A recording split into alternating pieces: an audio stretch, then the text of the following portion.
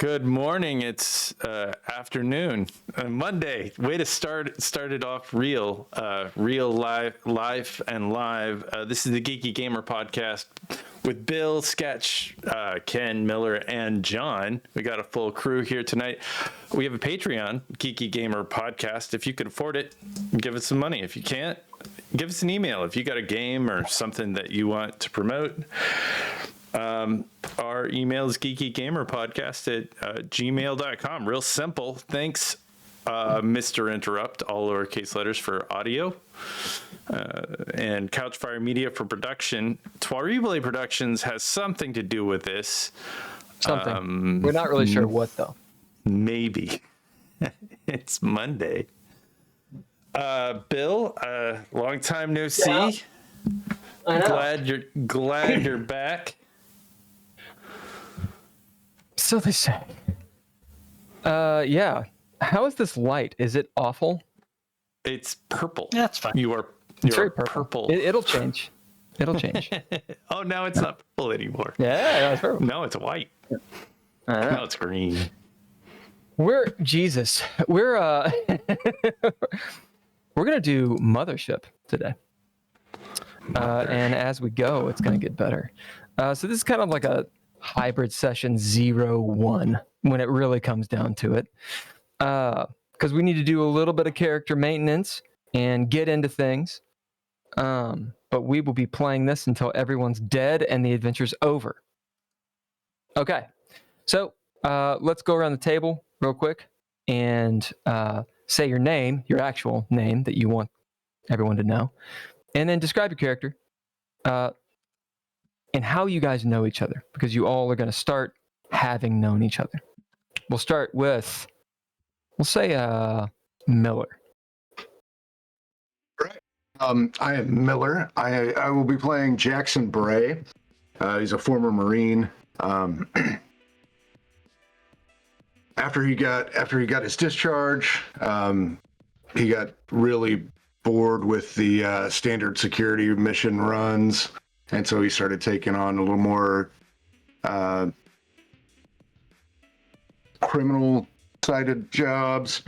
He ended up getting pinched at one point, escaped, and then he met our NPC. I forgot her name. And she is the one that kind of put the team together. They're going to take us out to a new colony.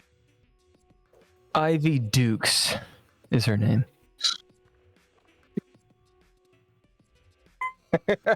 That's right, John. Ivy Dukes.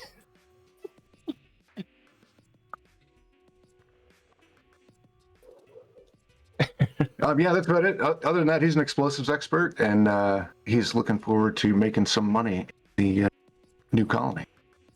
I love it. I love how many of you are going to be explosive experts. Wee. I love it. Okay. Yep. Okay. How about Cameron?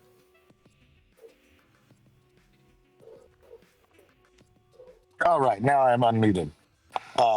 Yep, I'm Cameron. My guy's name is Mark Zero. He is actually a Teamster, trained as a pilot, but he also is an ex-Marine with military training. He has been kind of working around trying to get his stuff. I met Jackson on the prison ship because we had both been arrested at that point. The prison ship that he escaped from, we escaped from and met Ivy Bray. Or Ivy Dukes. Right. Ivy Dukes. I'm glad that saying it out loud, because I said it last night and everyone's like, cool. But now it's like hitting. That's good. This is choice.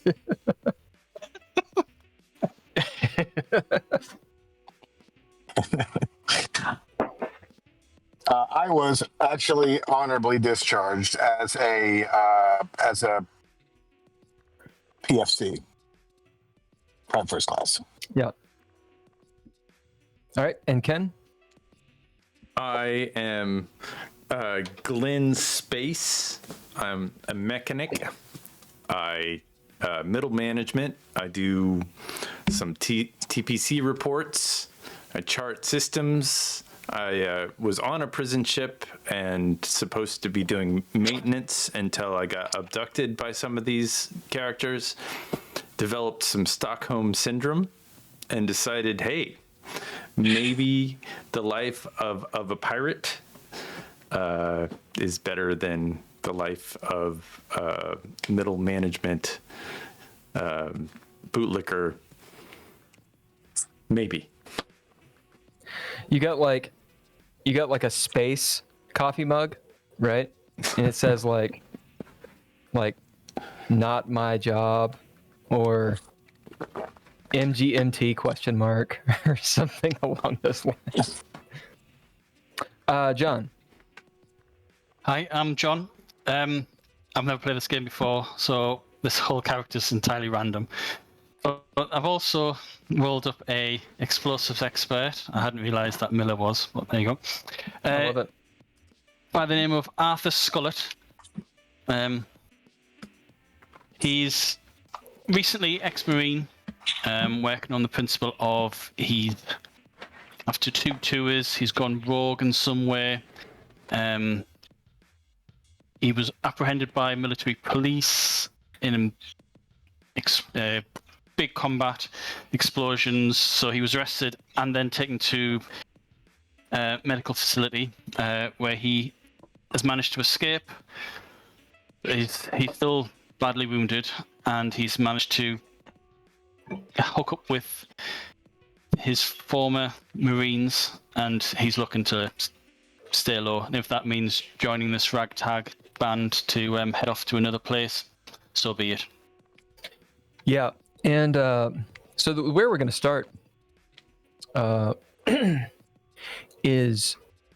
Actually, do I need to describe the world at all, or do you guys kind of have an idea of what's going on? Go ahead and give us a quick description. All right. Yeah. So, for lack of a better word, you are in the grimdark future. This is a good 600 years from now, so think of it like 2700 whatever. 2600 whatever. The system you're in is a distal colony of the Sol system. Sol is around 130 light years away, so it's really far.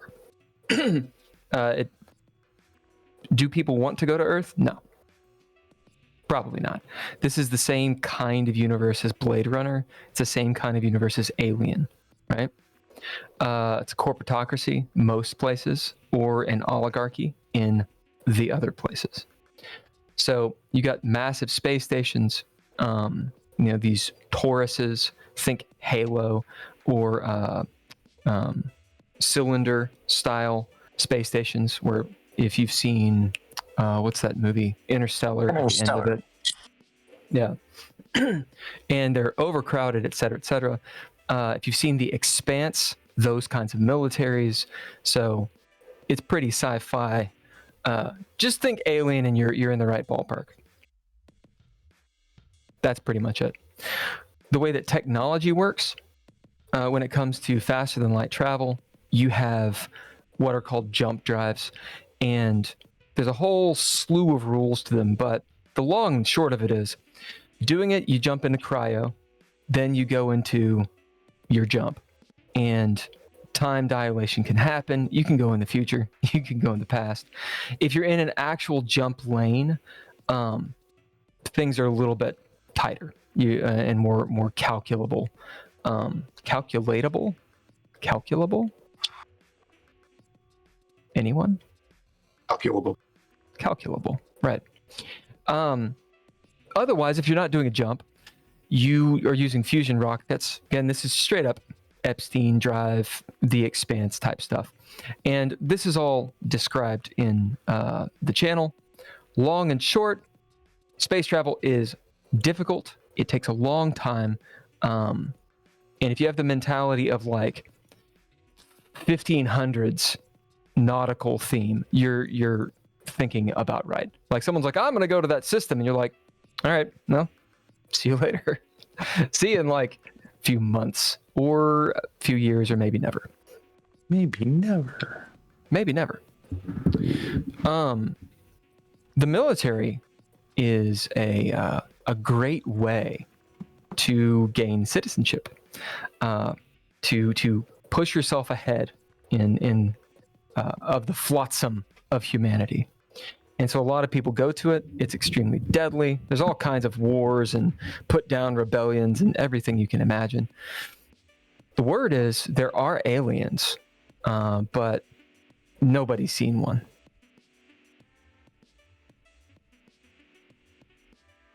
There's rumor, depending on where you guys have been, since you've all been in the military. For example, Arthur, you're a guy, since you've been on tours and that kind of stuff, perhaps you've been to a moon or some off wherever planet that has ancient buildings and ruins, and no one really knows where those came from. So the idea that there were aliens at one point is fair. That's a fair assessment. Yeah, so that's it. You guys have just come off a 5-year jump in cryo. So for you've had just the most pleasant dreams. Cryo dreams. They could be anything and everything. The jump itself, it wasn't one singular jump because that'd be rather dangerous. So it's multiple jumps. But you would have been in cryo the whole time for 5 years.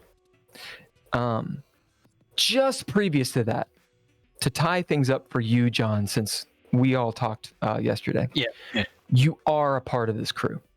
And to give you a little bit of something to go with, you're on the station. This is, but then before you're on the station, you're eating some space ramen noodles, looking around, hoping no one recognizes you, etc.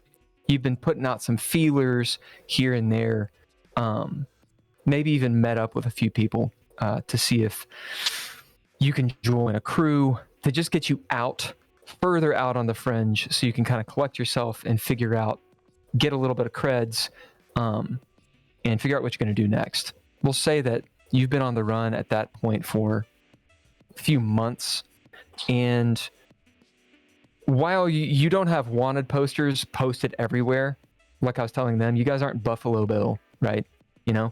But if you get caught, people will know who you are. Like, you're well documented.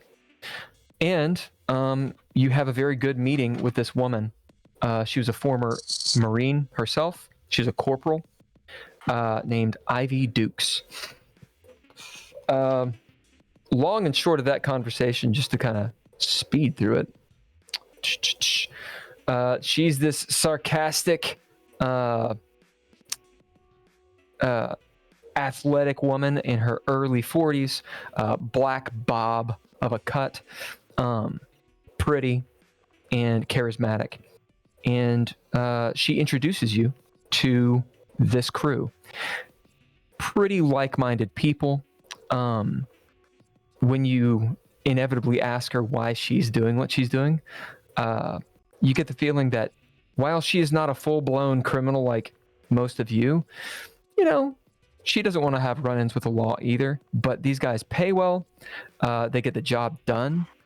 They've worked together for the last 2 years or so, and they've never screwed her over. And that's pretty good odds, in this world, especially on the fringe. So someone with your military record and such, and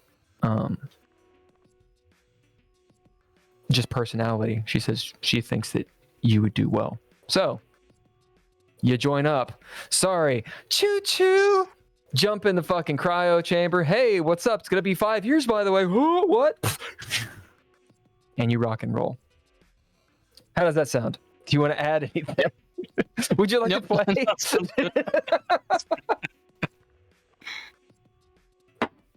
I can do this all myself.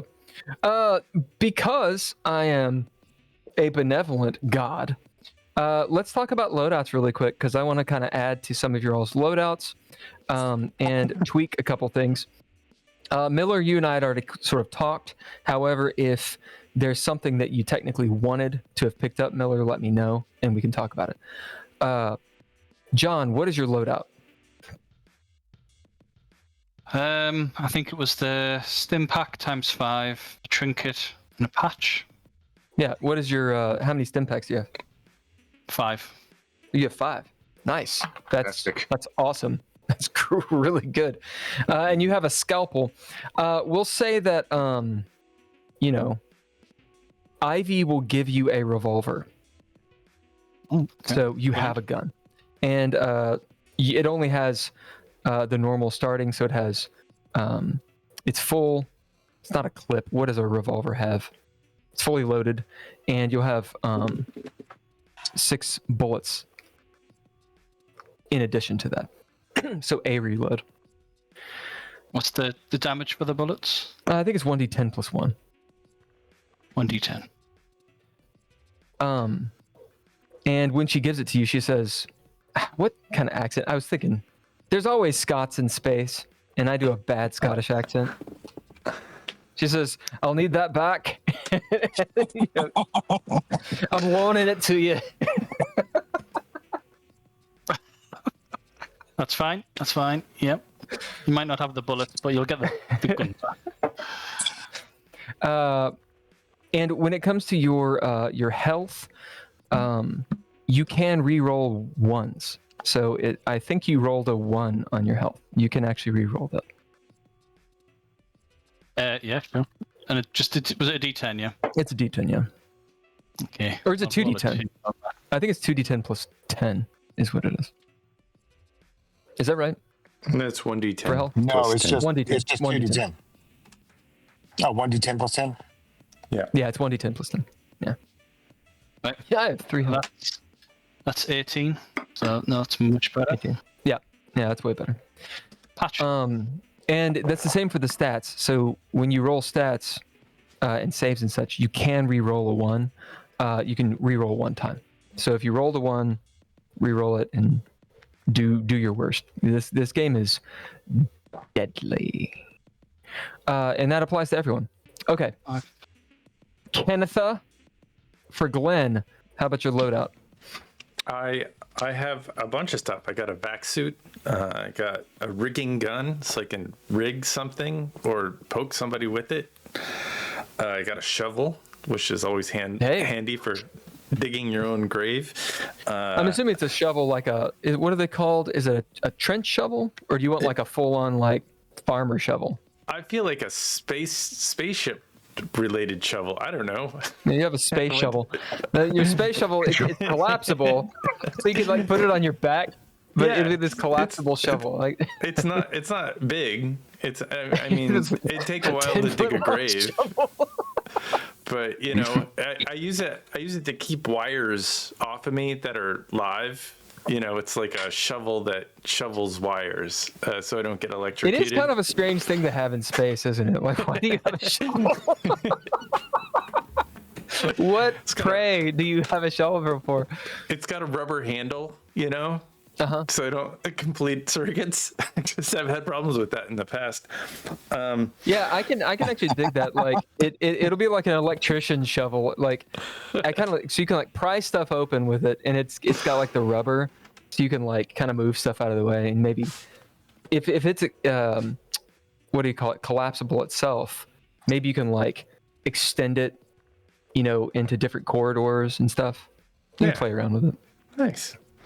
I got salvage drone, which can lift sexy. 60 pounds ish. Yeah. Small It's cat. not. Yeah. Big cat. It 60 pounds is runs on huge. Sorry. Bluetooth or something. I don't know. It's good for Yeah. moving. 2.4 gigahertz, babe. Gigahertz? Yeah, some stuff. I don't know. Yeah. 450 meters, whatever that is. Whatever that means. Yep. I don't know why these games think Americans know what a meter is. We don't. It's, right, 450. That's a big number. I'm going to use that. I got a book that where I guess I can make moonshine. out of oil. Yeah, you get the and, moonshine book. With gun, gas oil, and and oil, fuel. right? Yeah. Or oil, right? So I feel like I could do some pretty good. stuff. Yeah. Yep, that's pretty good. Yeah. So you're aware of that vac suit. If you take a look in the book, it will show you a gotcha. picture of the vac suit. It is not something you just sort of stroll around in. No. You got to put it on. Like it's a straight on like deep sea diving looking, you know. It's got like the helmet, like, you know, if you want to look like Copy. a 1980s Sauter car, then you can stroll around in it. Right. So Cameron, your name is Mark Zero. Mark Zero. My loadout is quite funny, actually. I got loungewear, a crowbar, and I have a picture. One stem pack, and a 6-pack of beer. Well, what's the beer? What kind of space beer do we have? Please, Oh, for it's the love of totally God. Red Giant. I was gonna say, please let it not be fucking Heineken. Oh my God. No, it's Red Giant. Something made off of Like Sirius, Beck. or not Sirius. Like- Yeah. Like, you could have Schlitz. Yeah, it's a shitty beer, but Some malt liquor. Yeah. So you have loungewear. Well, describe it. What? Tell us. it's a it's a pink kimono that is too short. And it's got like darker pink stitching on it with like you've never seen him wear this before, but this is what he's got. He's also wearing a like a trapper hat and bunny slippers. So hold on. Your loadout doesn't give you a gun or anything. It's just like loungewear. Nope, I got a stem pack, loungewear, a crowbar, and beer. That's you bring the party. That's awesome. That's right. I did, however, buy a lockpick set that is somewhere in this endeavor, and a stun baton, because I figure how I got this Yeah. these clothes I've got probably also involve the stun baton. I appreciate that. Right. So stun baton is good. And you were able to buy some stuff. And you're an ex-Marine. I was just I had like 100 credits, so I bought. No, it was Yeah. it was almost 200 credits. So Yeah, let me pull up a little bit of stank here. Hold on a second. No. Stun baton's pretty solid. it does a D5, but it has the stun mechanic, which I've never played this game, so I don't know how it works. But It's just a condition. Yeah, they have to make a body save, and if they fail, then they can't act for the next round. Yeah. That's it. Let's see. All right, so Ivy will hook you up with a weapon. Because you should have a weapon. She is a scrounger, so she can find several things. Why don't you roll me a D6? D6. That wasn't good.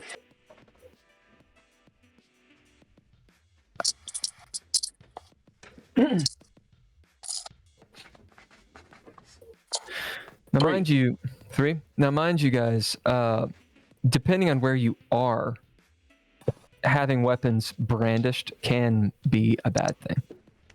So just keep it in mind. Like if you're rolling around with like a flamethrower, you know, it's like, hey, why does that guy have a flamethrower? You said that you roll a 3? 3. Wow. Okay, yeah. So Ivy will provide you.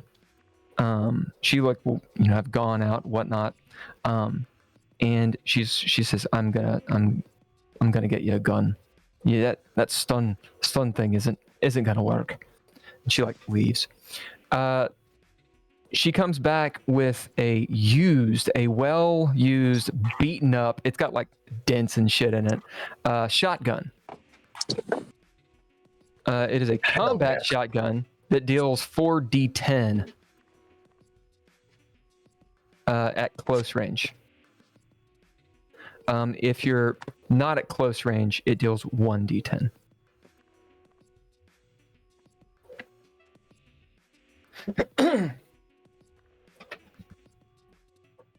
All right. Hell So, yeah. so all of this is previous to you guys actually landing. You get into the cryo. Of course, my MacGuffin, Ivy, takes anything that would be illicit and packs it away. And that's just part of what she's done. You guys have paid her from the last job, and she's rather loyal to you. As you all go into your dreams. Now, I am also a shitty god, which means you all get to make saves while you're in slumber.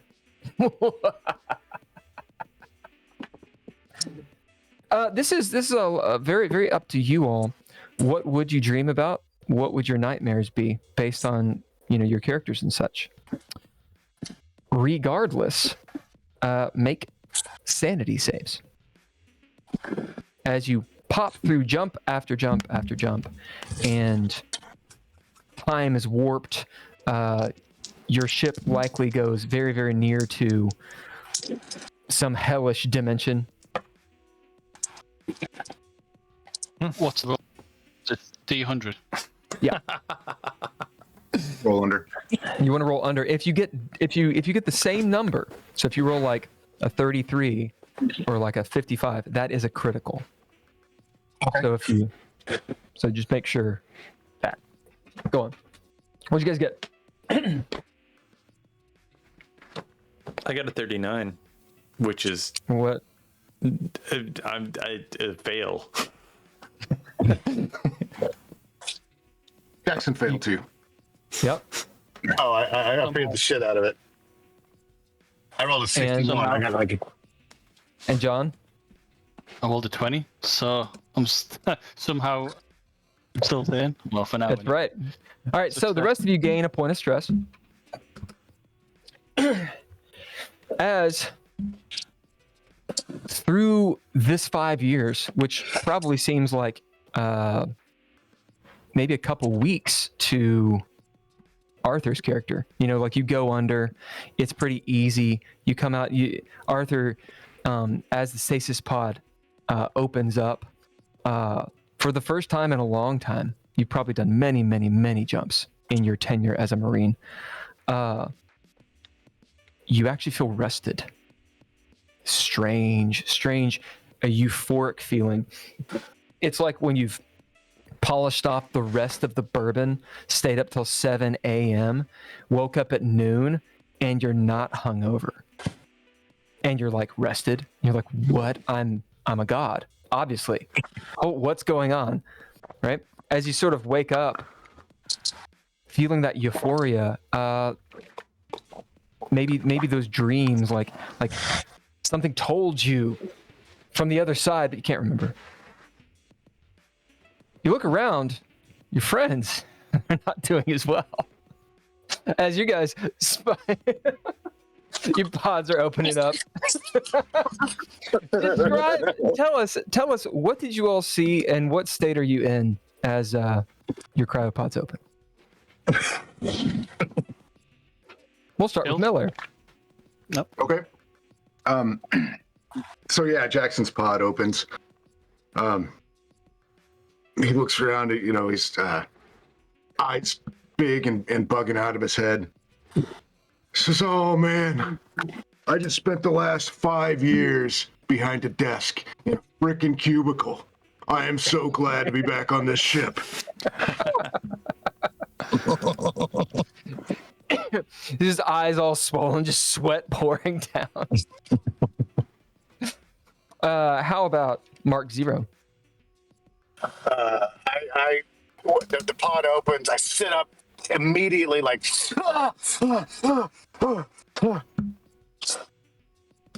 I just spent 20 years as a tent on the side of a rock.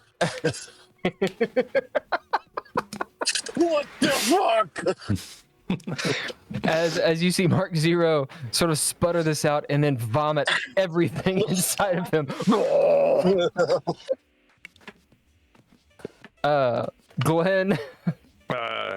Yeah. Okay. I don't know about you guys, but that was pretty bad. I felt like I was at this in this little tube on the bottom of the ocean, but the tube was in a vacuum, and I just felt like I was trapped, and the pressure got deeper and thicker, and I just felt my crushed by the pressure and unable to breathe. That was really terrible. As Glenn, you're heaving and almost hyperventilating. Yeah, so it's going to take you guys a little bit of time to get over this cryo sickness. A few moments later, I'm getting dice. Why don't I have dice? I never have dice. Ivy's going to roll in. Actually, fuck it. Why don't one of you roll? Miller, you roll me a d10, and John, roll me a d10. We'll say, Miller, you're the tens place. Got a 1? 0. 1. So a 10. Nice. So Ivy comes out fresh as a fucking daisy. Rolling it. She's like, oh, fuck. I guess all of you have the sickness then. She looks over at you, Arthur. Yeah, except you. Boys, we've made it to Anamand Station. It's a long way from home. You doing all right? No.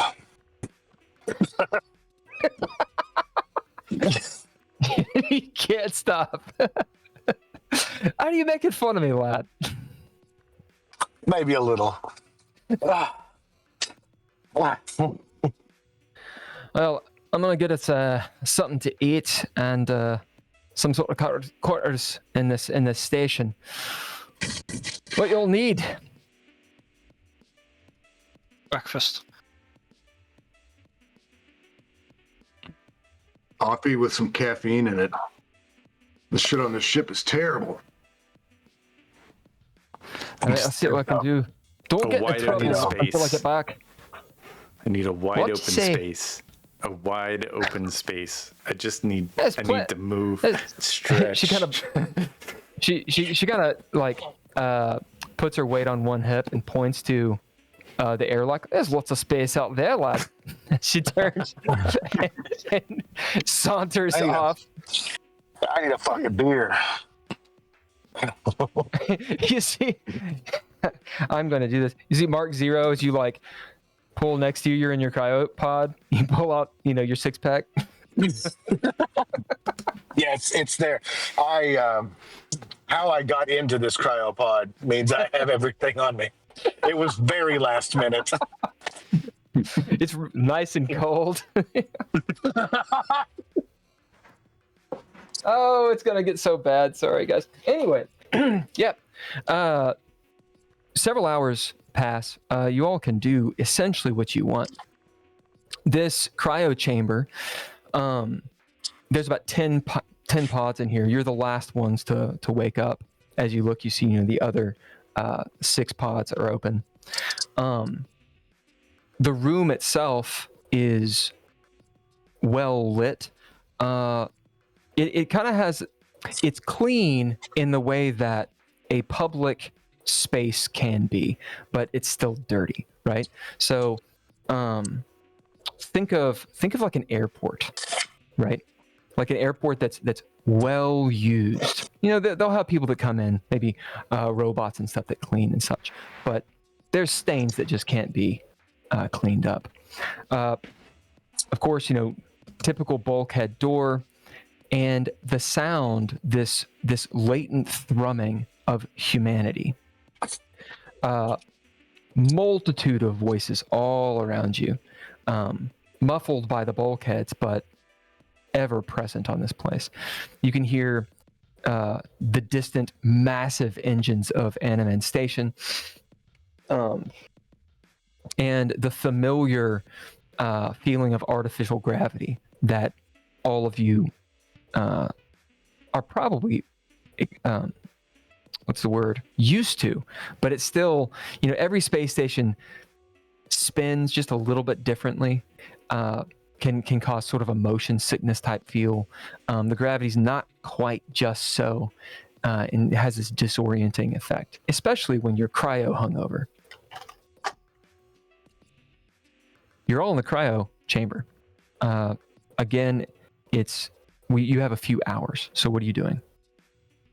I'm gonna collect my stuff, my suit and my. You do. You see all the storage. Your stuff is labeled. It's all there. Nice. Mark 0 jettisons. Yeah, it's gone. Where are we going, Ivy? I feel like she's left. Oh, she is left to go get you food. Oh, nice. Well, I'm just gonna protect my things, rig it up, lock it down. Yep. Mark 0 reattaches, comes back in. How about you other two? You notice Glenn preparing his things. Gonna check I've got everything and then have a nice explore. See what the place is like. Yep. Military presence like, police, that's all. Just case the joint, so to speak. Get out and about. As Arthur pops up and assuming you're leaving the cryo chamber. Yep. As door opens, sounds of the smells of humanity and every food imaginable. Just an influx of stimuli. Boof. Wafts in heat from just bodies and humidity out there. Meanwhile, Jackson, what about you? Jackson's going to wait for everybody else to get their gear. And then once the cryo chamber's empty or people aren't paying attention, he'll grab his gear and he'll search the other lockers to make sure, see if anybody left behind. Well, of course someone did. As you're searching, we'll deal with that in a second because people haven't left yet. But you will find some stuff. Arthur, you go out. You see, you guys are in one of the rings, one of the tori. Is it tori or tauruses? I think it's Tauruses. Tauruses, yeah, one of the tauruses. So a ring that's enclosed. The disorientation, of course. So if you played Halo, it kind of looks like Halo. When you look at the sky, you see the main cylinder, the sort of main hub of the station, and you can look that way and this way behind you, and out of the glass, the what are they called? Tinted glass, protective glass from radiation. You can see the other 4 rings, so 2 on either side. You guys will be right in the middle. And then the massive, I think it's called an O'Neill structure, the cylinder. Does that make sense? Okay. And just humanity all around. People are packed on. Their buildings, think of just a futuristic city, all piled in. Think Blade Runner, and the horizon is moving up and bending around. There are no flying vehicles or anything like that. But you do see lots and lots of space Amazon. They're just gonna be called Bezos delivery things, flipping around, and people walking. The public transit, these little trams and shit, rickshaws going. all over the place. Lots of places to eat, lots of street food. Yeah, that's kind of where you are. You just sort of walked out into this little vestibule, and behind you is the cryo chamber. What you doing, buddy? Arthur. Just keep exploring. I mean, I've got all my stuff. I won't go too far away from the door. Anything in particular you're looking for? Or are you just kind of checking out the surroundings? Just checking out the surroundings. Yeah. Okay. Yeah. In checking out the surroundings, it'll take a little bit of time, and we'll come back to you in a second. How about Glenn? Yep. I'm gonna go look let's see if there's some other engineers on board. So I'll probably go ahead to engineering and see if I can talk to just some folks in my profession. Your field. Get the specs on what ships are coming in and coming out. What ships are good. And as you'll slide out, you might actually see Arthur sort of tooling about, looking at some of the shops and obviously casing this joint. And it's pretty easy for you to do. You're an engineer. You know how space stations in general work. As you're looking around, this is clearly a Class A space station, so it's a metropolis. By the looks of it, it's not the biggest that you've seen or heard about, but it's a pretty good middle road. You can guess there's maybe 2-3 million people with the 5 rings and everything. Yeah. And it'll take you a little bit of time to, maybe find like a map. I am here, and you start heading down. Perhaps you catch a ride. If you want to walk, it'll take you a few hours to actually get to engineering proper. If you catch a ride, much, much quicker, although it'll cost you a couple credits to get there. So it's okay. I don't have any credits. I'll tell Mark and Arthur and Jackson I'm gonna go get some of the culture on this space station, see what's going on. Yeah, and then I'll turn on my little drone if this is okay. Yeah, and it'll carry my spacesuit. I don't have any credits to ride the tram, but I'm just gonna have it carry and walk along with me. Yep, it just sort of follows behind you, like no. Yeah, absolutely. As you start strolling off to engineering, you'll be gone a couple hours, as it'll be like 30 minutes to bustling, get there, take the little elevator thing, and then get down there. How about Mark Zero? Mark Zero will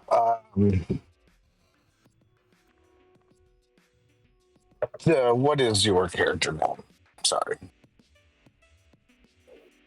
I got it right here. Jackson will underhand a cryo beer to you.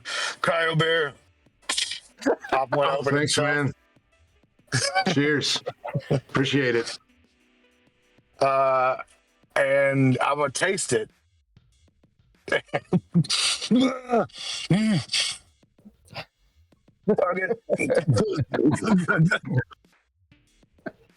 I will hop down out of the cryo thing. Mm-hmm. It's kind of like unsteady. Unstable, yeah. Looking around, you got the beer. I pop my head out the door and be like, "Where'd Gunny go?" Fuck. He just walked out. He didn't really say anything. What are we doing here? I forgot. Oh, we're supposed to be meeting a ship, right? Yeah, we got like another jump, I think, to this new colony location. I do not want to spend any more time as a fucking tent. Yeah. I hear you, man. I hear you. You ever done that, man? You ever just flapped in the wind for 10 years, man? Oh. Yeah. Can't even find Can't say I've something to take my experienced mind.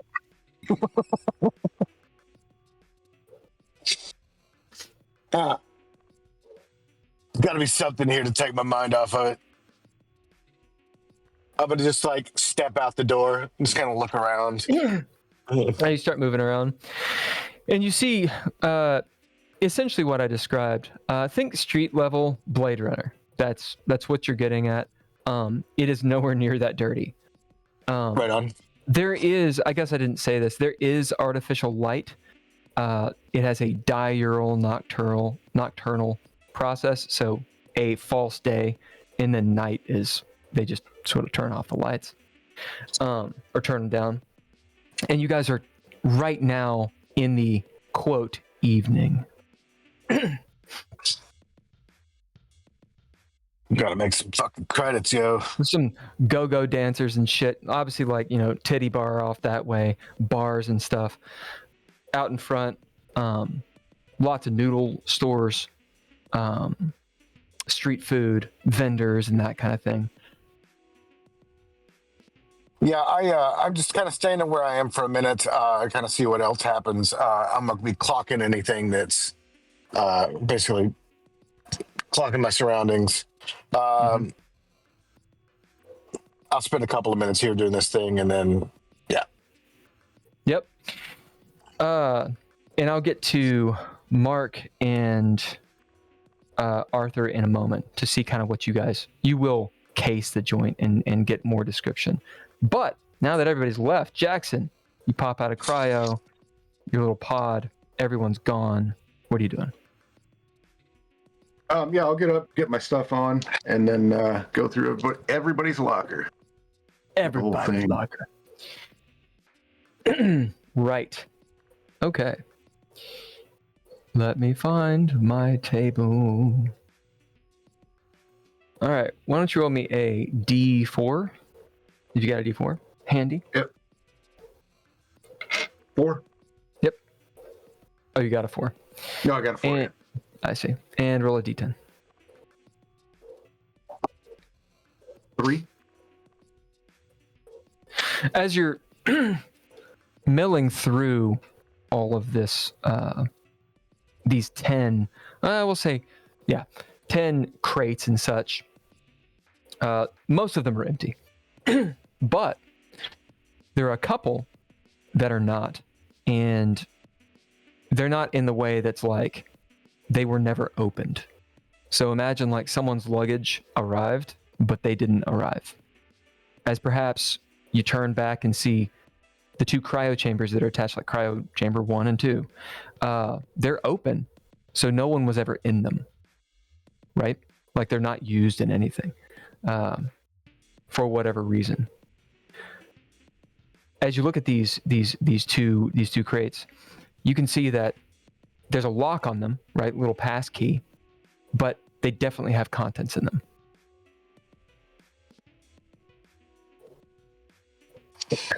I pop my head back into the thing. There's a titty bar just down the way. Sounds great. I'll meet you there. I don't have any money, but I'll go. I'm still pretty foggy. It's gonna take me a minute.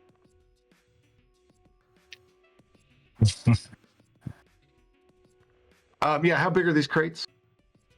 They're pretty big totes. We'll say, like you could pick them up. Think of like a what are those things called? I've got 2 right here. We'll say it's like 3 feet long, about 3 or 4 feet deep, 3 or 4 feet tall, like actual proper like Foot Locker style.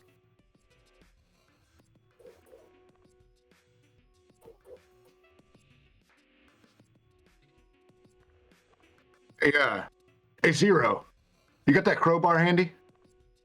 I'll pop my head back in. Yeah. All right. I'll walk in. I've got a crowbar, and I'll just look at what you got.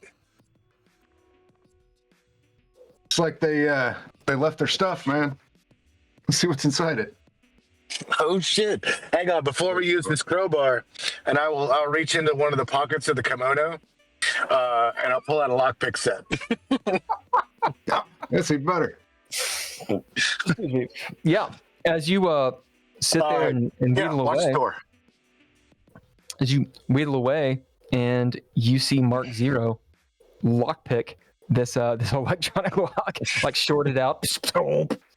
As you get them both, and you find inside both of these things. So this will be, the loot is split up between them. Okay. You find a hazard suit. Hang on a second. I wasn't ready. Camping gear.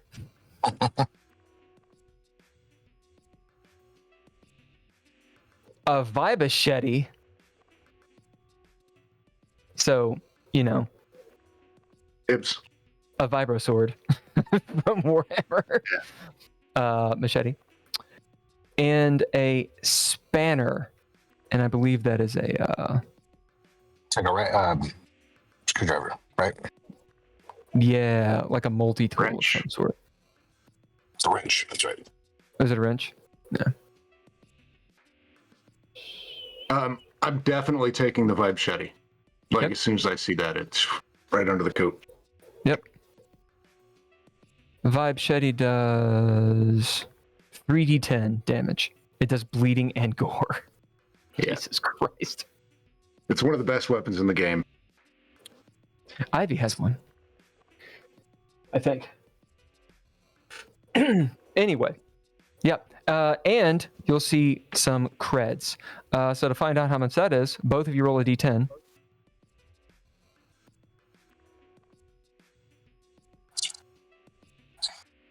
Five.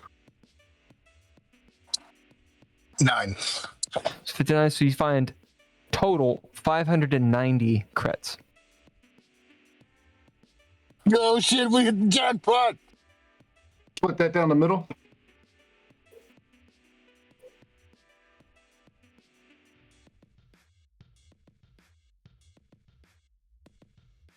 $295 each. 295. Yeah.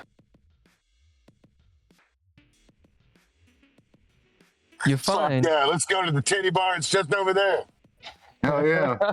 you find also two little ID cards of or receipts of the two people that are missing. Do you leave those or do you take them? Like, cool, them. Throw that away, or what do you do with it? I'll fold up those receipts and put them in one of the pockets of my kimono. Okay. There's just little like paper receipts, right? Yeah, of course there's just paper because it's the future and they want to throw things into space like space garbage. But For sure. they have their little data chit that they would use, like your little implant and to beep and get their bullshit, which you guys lockpicked. So if you beep it, you can find out more information about these two people. That's kind of up to you guys. All right. So you have to like scan it, that kind of thing. Arthur. Briefly, you saw Mark Zero look around. You saw him eyeballing the titty bar. What's the name of the titty bar?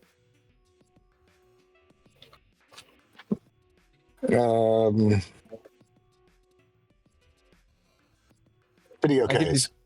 What is it? Shitty okays. Shitty okays. Shitty okays. I'm fine with that. I see shitty okays over there. It's like some stripper with it's a neon sign. She's in a spacesuit and it does like the stop animation of do for like taking off the spacesuit. Like a heart. As he immediately about faces and goes back into the cryo chamber, you can tell what he's probably going to go do. Yeah. Meanwhile, you're sitting there looking around, casing things. Yeah, is there any news report or newspapers or anything like that? Maybe. No. Just because I like noir, of course there's a newspaper or two. There'll be a little newspaper stand. Why not? I want to. It causes more trash. And then there's an electronic thing. Yeah, you can look over and see. You know, it'll be Anamand Station news. Just want to see if there's anything newsworthy at this space station or the place that we're going to on where we came from. You Anything that's happened over the last. You break out the newspaper and start reading it. You know. Yeah. Of course, not too long after you whip out this newspaper and start reading it, does the guy who sells newspaper start eyeballing you like, "Are you gonna buy that?" Yeah, I'll pay for it. Yeah. No. So it's we'll say it's a couple creds as you open this up. Put this down in your gear because it'll give you you can like use it as, you know, information on the station. Yeah. Yep, sure. As you're looking around, you know, reading through it, there's of course all the stuff that would normally be in a newspaper. Stuff about the crops. There's a bit of a famine on one of the habitats. Station is being resupplied. Different political offices are, you know, doing what they do. It's bureaucracy, et cetera, et cetera. The 4 prominent corporations all have representation here, and they make, you know, there's tons and tons of adverts for them and whatnot. I told all of these guys what they are, but I will tell you what they are too. One of them is Alia Lumo. It's R&D. One is Vramada. And like literally, like it says that in big caps. If it's not Vramada, it's Vramada. You can actually hear the commercial coming from somewhere else, like on someone's like little space phone. They do big hauling and engine cores. There's Telmar. They do shipbuilding. And then there's Balder. And Balder is medical and synth tech. You are aware that literally all of them are into military and every manner of depraved thing that the billionaires can get into. Yeah. Looking at, you know, flipping through, of course there's a sort of wanted section, but you don't see any of your all's names or any of your all's pictures. There are a few pictures on there. A few people have been caught and tried quickly and spaced, which is what they do. They just send you into space. Yep. There's a hotline, of course, and rewards. You see the local number for bounty hunters to come into town and try to get bounties and that kind of stuff. That would not be listed in the newspaper.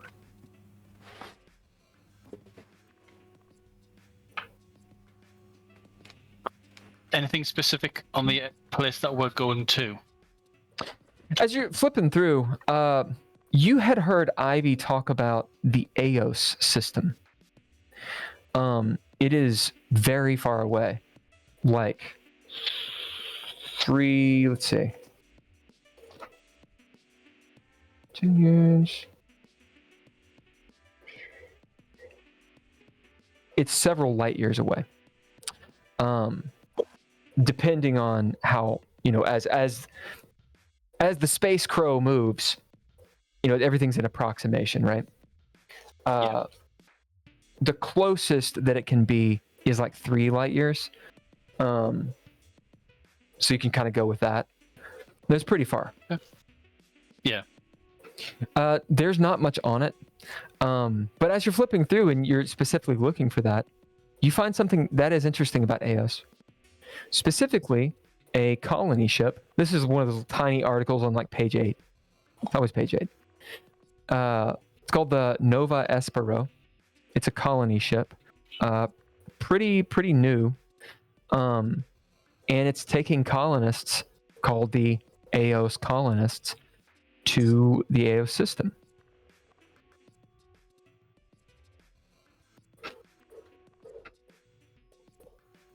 underneath it, this is a privately chartered ship, and underneath it is something that may seem a little out of place. It's in italics, and the article says the Eos colonists wish for people to know, safe travels, and it has like different languages and stuff. Chinese like "yi lu ping an," like one road, all peace. But there's this little line that says, May the Dark Mother keep a watchful eye on you." Right. Okay.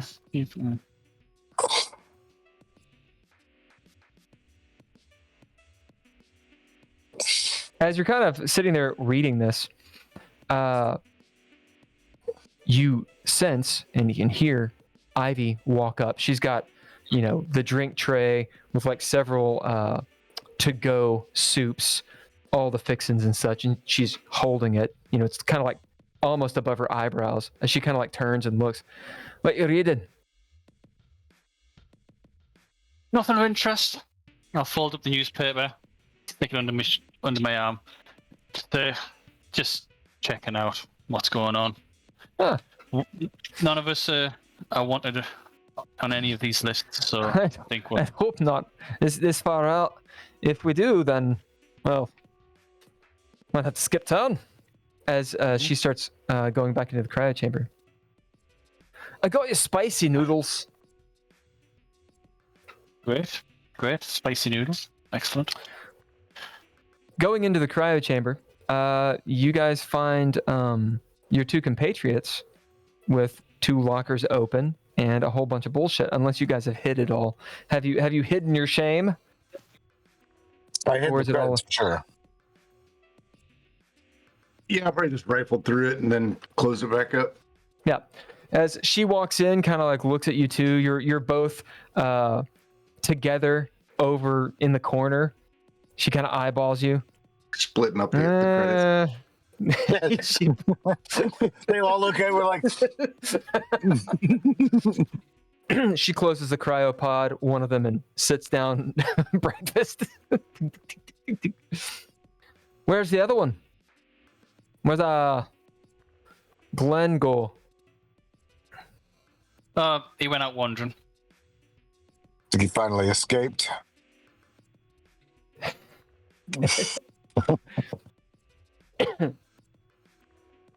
Well, I've got some good news, and I've got a little bad news. Kind of want him here to let you all know at the same time. Don't want to repeat myself. Kind of... fuck it. I think I've got us a ride. Pulled a few favors. Have you heard of the EOS system? Nova Espero. No, what's that? Nope. No. As we cut to Glenn's space, you've taken a nice little jaunt down the way. Had been probably harassed by several people, wanting money, wanting you to buy things, maybe followed a couple times, depending on which alleyway you took. But you found the elevator, went down to where the engineering is. Of course, it's hot down here. It's loud, very industrial.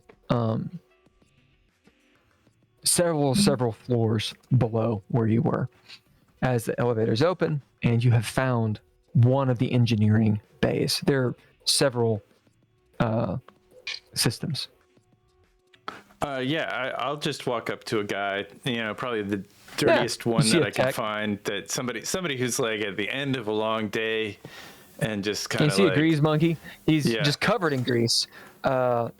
He looks like the dude in my head.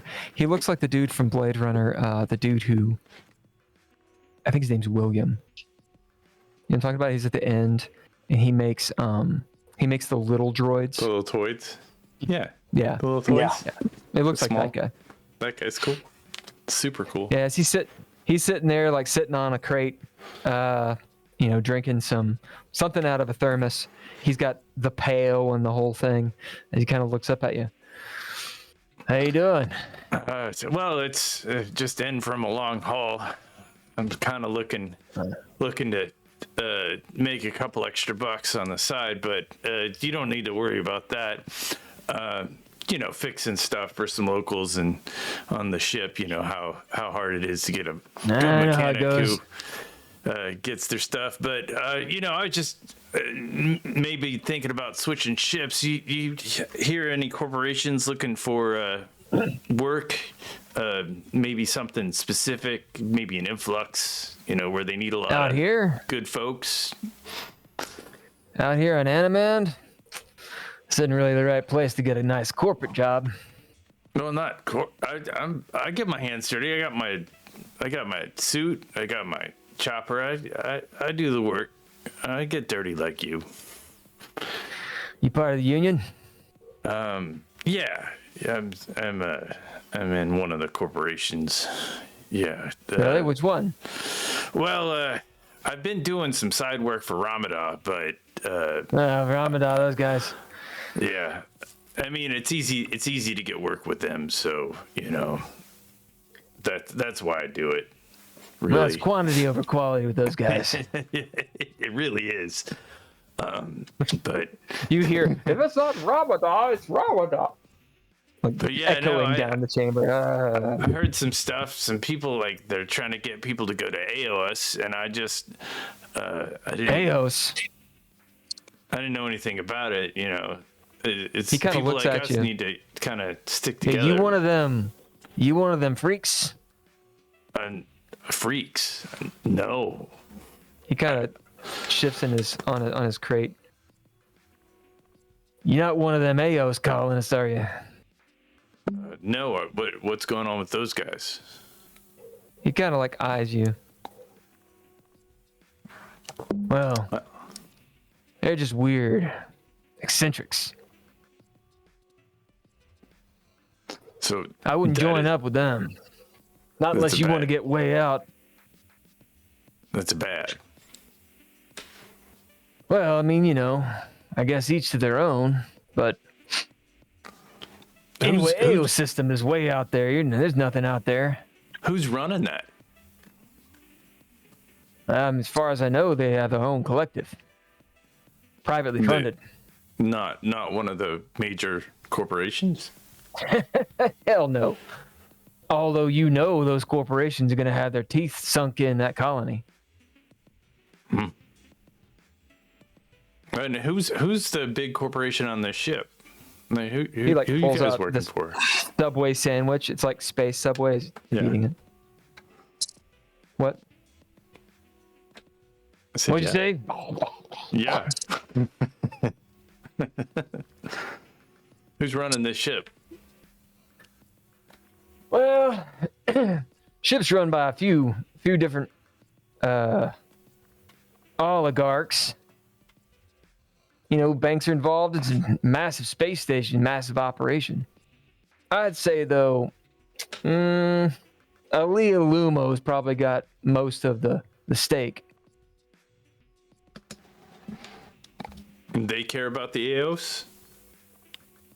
I mean, everybody does, I suppose, if you want to make money. But people like you and me know. You think there's money out there? He just sort of rolls his eyes. Did you just wake up out of cryo? What's wrong with you? Yeah, we just made the jump. I just got in today. Listen, he sits his sandwich down. His hands have mayonnaise on them and grease as he licks it off. Listen, for hundreds of years, the corporations have been building out colonies and exploiting the people's work, taxation without and he just goes on. Yeah. And tells you the obvious way that corporations make money from colonies. Sure. No, I get you.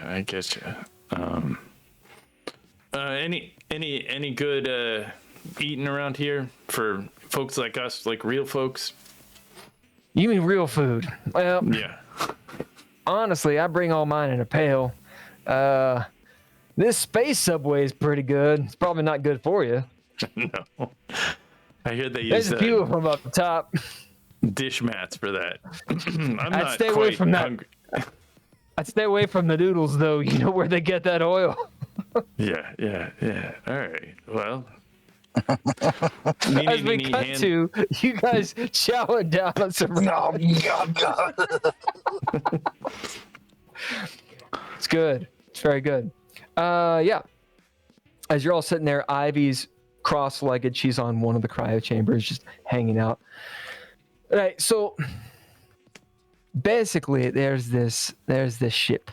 It's called the Nova Espero, and it's a privately run thing. They're only allowing a few passengers, but they go direct to the AO system.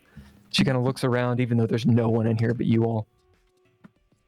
Boys, I think this is our ticket. No one would expect us to get out that way. No one wants these colonists. You know, no one likes colonists anyway. And before we get to the system, if we want, we can skip off. The other passengers are making a rendezvous with this freighter called the Hauler Capital. So we've got options, and we won't be freezer boxes the whole way. That's right. We'll have rooms, each one of us, with our own cryo, and do what we want. Really? She nods. Now, the last bit of the trip, if we don't take the Hauler Capital, it's a 2-year jump. So we had to cryo that, but everything leading up, free as a bird.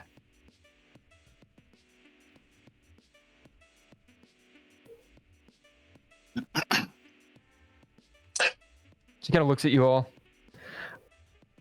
I mean, if you can do better, then go ahead. No, it's fine. Sounds great. What's the catch? Well, it's a colony ship. And that means there's colonists. As we cut back to Glenn's space, are you doing anything else down here? Yeah, as I'm leaving, I'm gonna thank him and kind of look around the room to see if anybody's just kind of left some tools lying out, like some kind of nicer tools, like a pad or something. If you wanna nick some tools, you can do that. So yeah, no, I'd probably try to get something a little like I've got an assorted tools. I just want something that gives me a little, like a reader, so I can monitor some engineering stuff better, maybe. Okay. Like a tablet. What kind? You just want like a tablet? Yeah, a tablet. Like, where you can kind of like a monitor if the air is bad, or just like they had in Star Trek. Do they have one of those little? You want a tricorder? Tricorder. Yeah. So you want a tricorder that is also a tablet.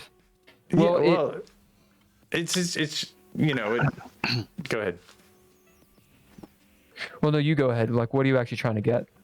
Yeah, something that, if the air is bad in a place, because I just had that nightmare of Yeah, so suffering. what we'll find, you won't find like the sort of Omni tool or anything, but you can absolutely find like there's a multitude of multimeters hanging out, but that's more electricity, and it can do like radiation and stuff, and then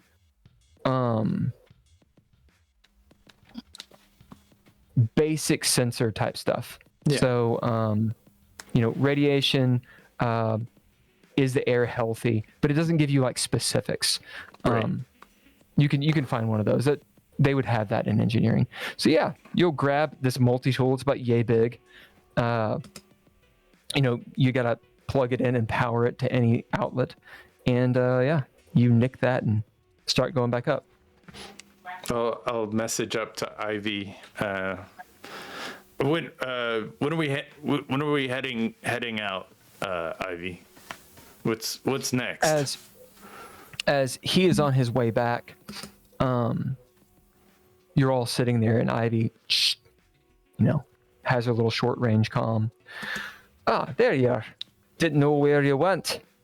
Was wondering if she's kind of looking at you guys, wondering if you left us. No, I'm just getting some tools. Getting tools, eh? Well, don't make too much of a ruckus. We're all in the cryo chamber. Debriefing. Getting a brief of what we're doing next. Got us a ride on this Eos colony ship. Eos? Aren't they freaks? Yeah, we'll talk about it when you get back.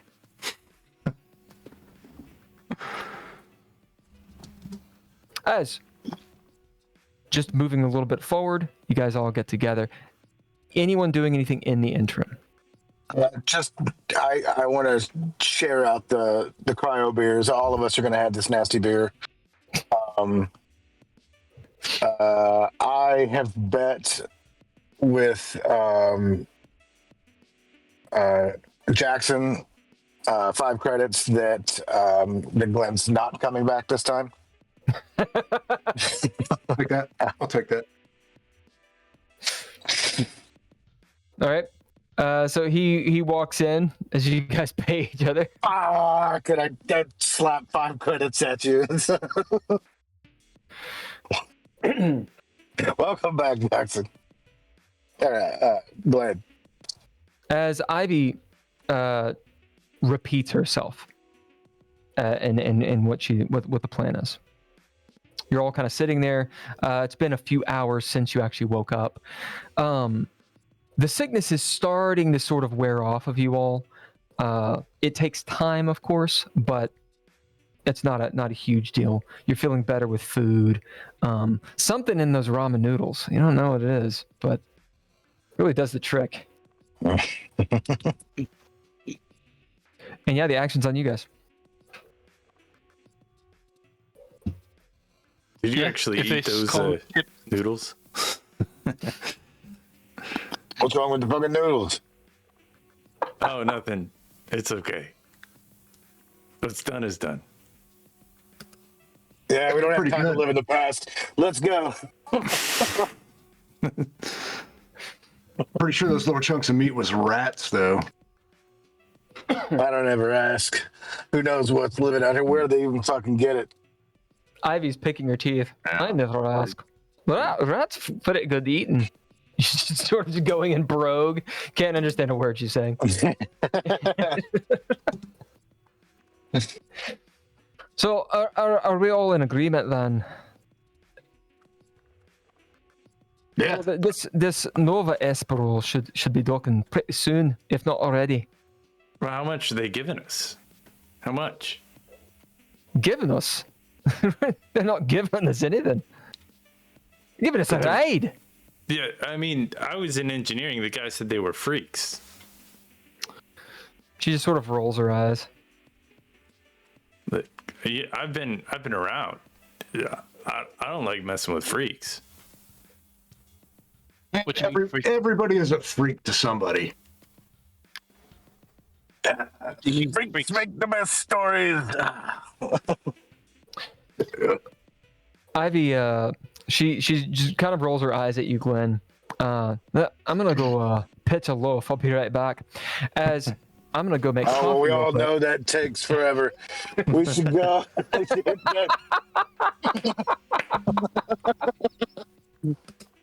I love that. Yeah, We'll be so in the Teddy O'Shea's when you get done. I'm gonna make coffee. Let's take like a 3-4 minute break and Sure. Use bathroom, do stuff, and when we get back, we'll rock and roll. Right on.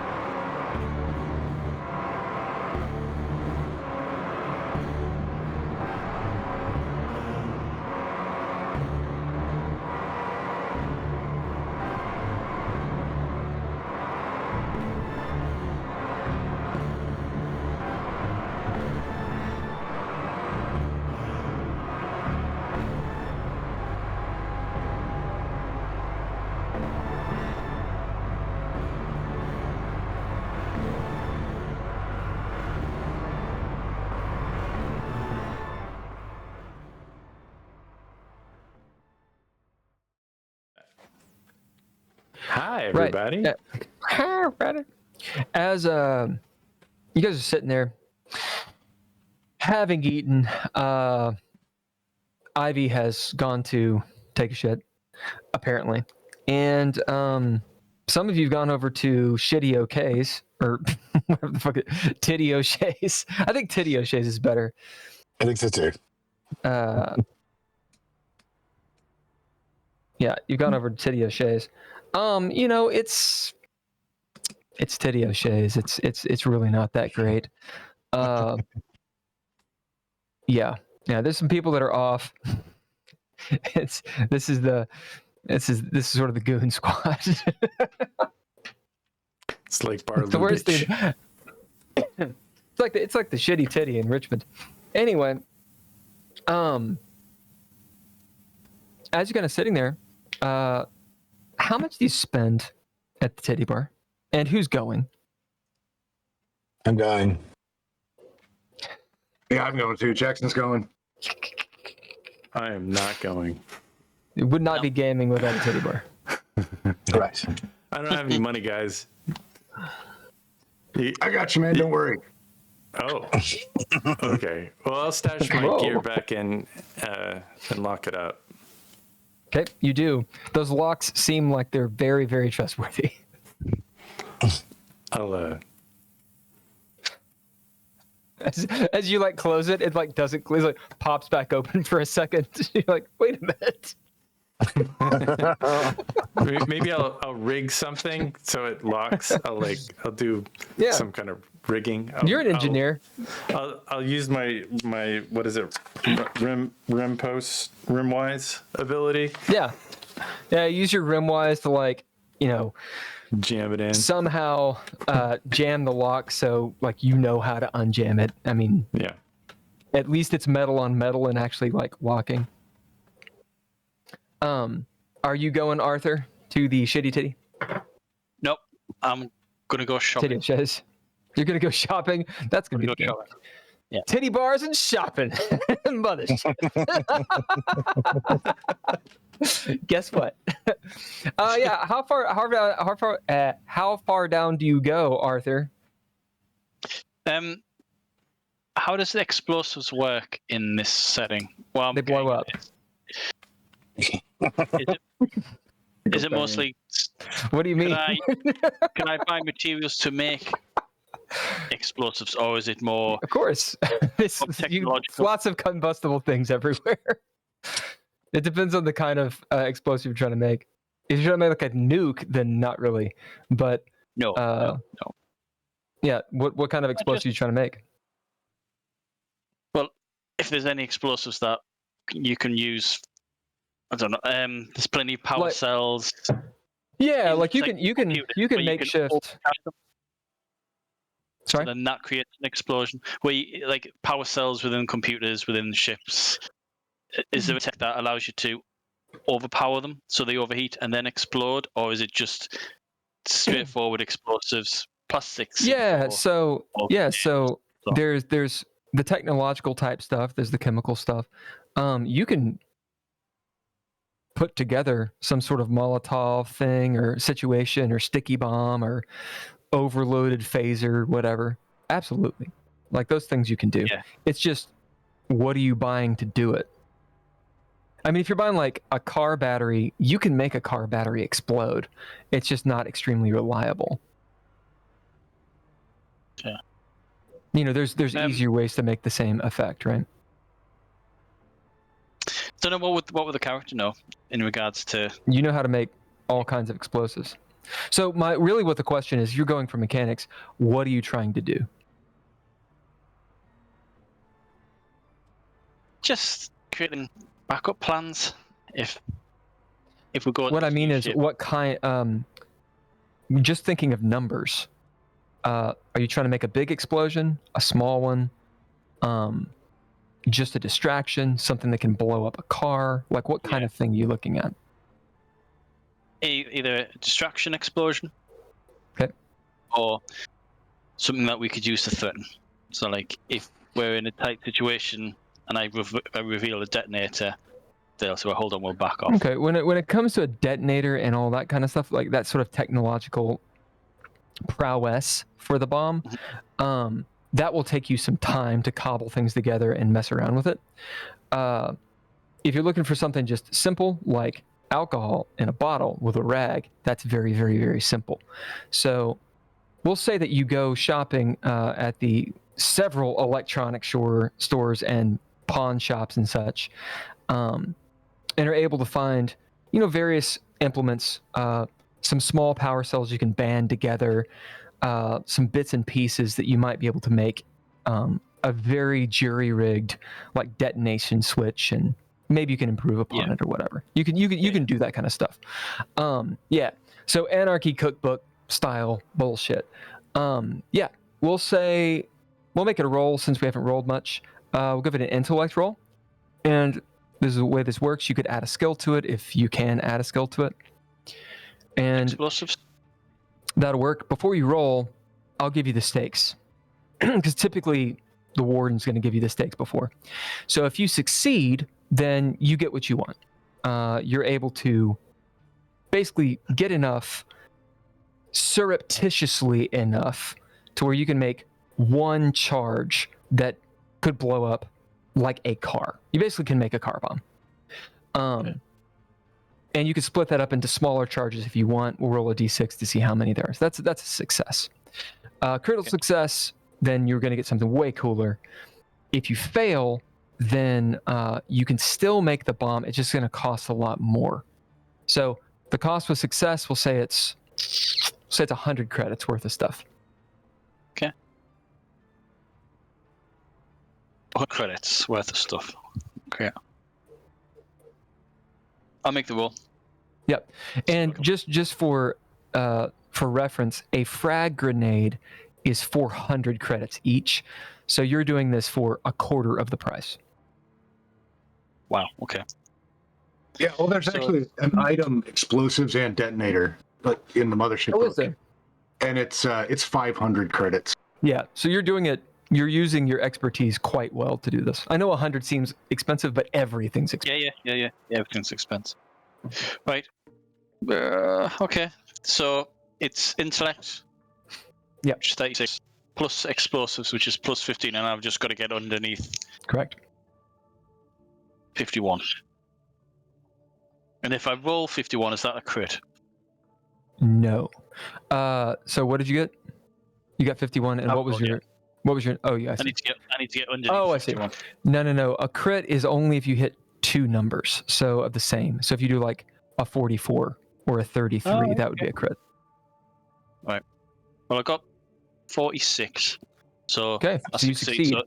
So you spend 100 credits, and you can cobble together. I mean, you have like a bag full of like, old iPhones.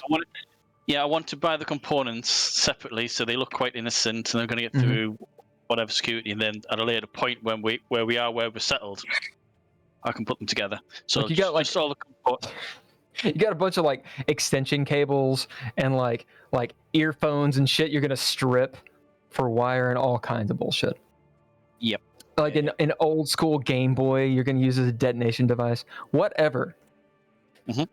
At the Titty O'Shea's, you guys are getting your lap dances and such. We'll say, how long are you spending in there? Just around about how much time? I'm in here waiting for what's her name to finish shitting. So Ken, roll me a d10. 4. Jesus Christ, takes her like 40 minutes. That's now a thing. I'm writing it on a sheet. She poops. Some fucking cryo shits, man.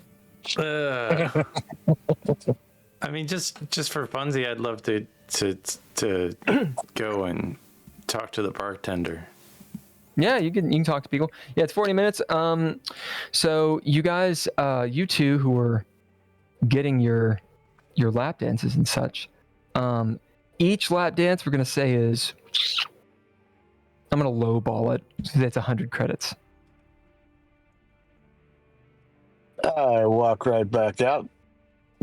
Oh, you definitely get at least one. As you start to walk out, and the bouncer's like, "Whoa, you came in here, dude. You got to at least buy a drink." All right, fine. You. 100 credits. All right. 100 credits for a drink? Oh yeah. Have you been to a strip bar?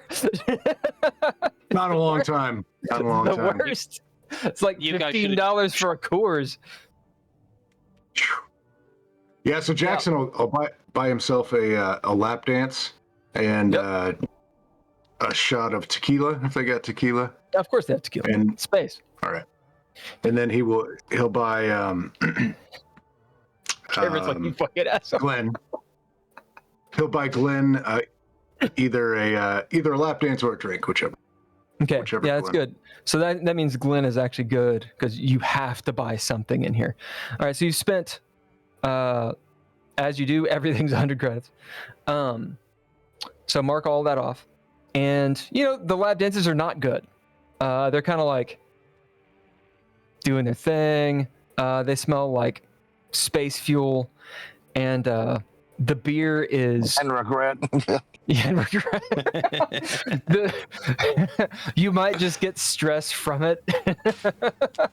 And the beer. I think that's what Jackson likes. He likes it that way. He likes it's the dirty and scummy. Absolutely. All right, well, both of you make body checks. We'll just go for that. How about that? All right. Body save. I mean, if she's crying, all the better. I can make both it cry for of you make body saves. That's true. Yep. This You is get a point a- of stress. You love everything about this. 77. That is definitely. That's a critical failure. Is it a critical failure? Yeah. Critical is anytime you hit the two numbers. So if it's a fail, then yeah. Awesome. So, Lovely. Let's do this. For You critical, gave me a stress for failing the thing in the. Yeah. Cry. Okay. So Yeah, for a critical failure, you're gonna get 2 stress.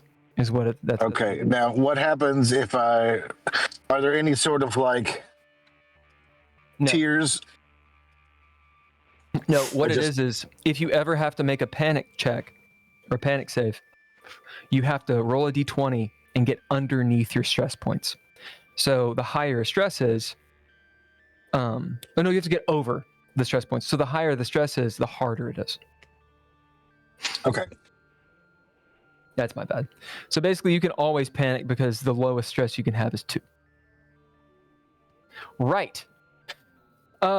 These hookers are hookers. They're definitely hookers. They're in the spaceport. They are not good. They're stressful. You can see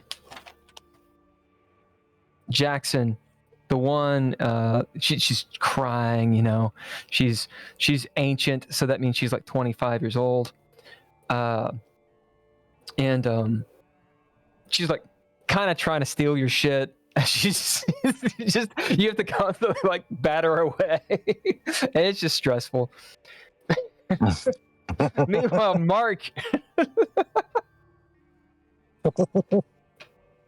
Mark is over there getting double teamed, but you note that you're not really sure if the hookers are actually, or if the strippers are actually the strippers, or if it's one of the bouncers. You're not really sure what's going on his end.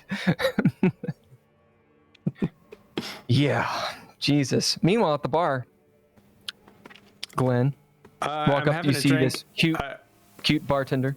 Nice. I'm gonna strike up a The only cute thing in conversation here. with them and say, I got something you might be interested in. I hear that a lot, hon. I got this book. It's ancient family recipe about making moonshine, best moonshine you'd ever have. It's very low cost with high results. Roll intellect.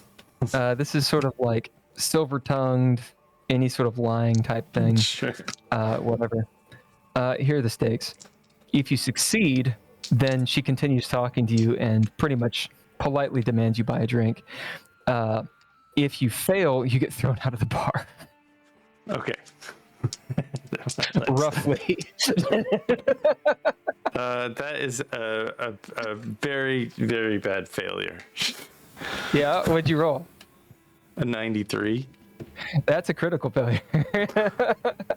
Oh, it's not 93. Oh, it's just a failure. Oh, because It's 90 93. to 99 is always a failure. 99 is good failure. Yeah, as she's like, yeah, and you see her like eyes kind of move. Moments later, This fucking meat claw of a hand is on your shoulder, just dragging you out like you're a child. Like has picked you up off the ground and is launching you out of the bar, unless you of course resist. No, I'll just take it. Probably fair. With practice being thrown out of bar roll, you do a somersault and kind of land on your butt and stand up. Brush myself off. No one really sees. Ivy will be walking back, as she's the only one who sees. She just sort of shakes her head. She's walking weird. I'm just trying to make $1 or $2. I have no money. I have zero money. She looks up. You have 0 creds. You just spent them all at the Titty O'Shea's place. No, I went in there with no money. You went to a. Oh my god! As she walks up to you, she'll hand you. This is a loan, just so you know. You know, I work for you. You're the one who pays me. As she'll hand you 50 creds. Oh, nice. Thanks. A little cred chip. So inside, as you guys are getting lap dances, you do hear a couple things. We'll say crit failure guy, you don't hear much. They're just gyrating. At one point, there's vagina in your face. At one point, there's balls. At one point, there's something else. You don't know. Getting into a fight. You get into a fight in the back. Just a lot's going on back there. But Jackson, your lap dance girl, she's crying. She kind of like sniffling and coughing here and there. She's like rubbing her throat. You sick or something? No. No, of course not. Her voice is like raspy as fuck. She's like sniffling. No. Nah, you got some kind of bug, lady. Get off me. She just hangs her head. Listen, I have to work. Everyone is out sick. Everyone's sick? She kind of looks up. Yeah, now and I'm looks going to be around. sick. Hey, Now I'm going to be sick. I'll give you one for free. As she shakes her butt in your face. All right.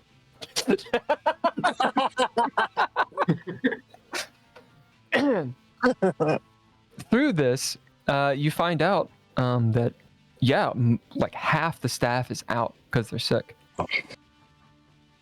Yeah, something's going around, and it's just something that passes.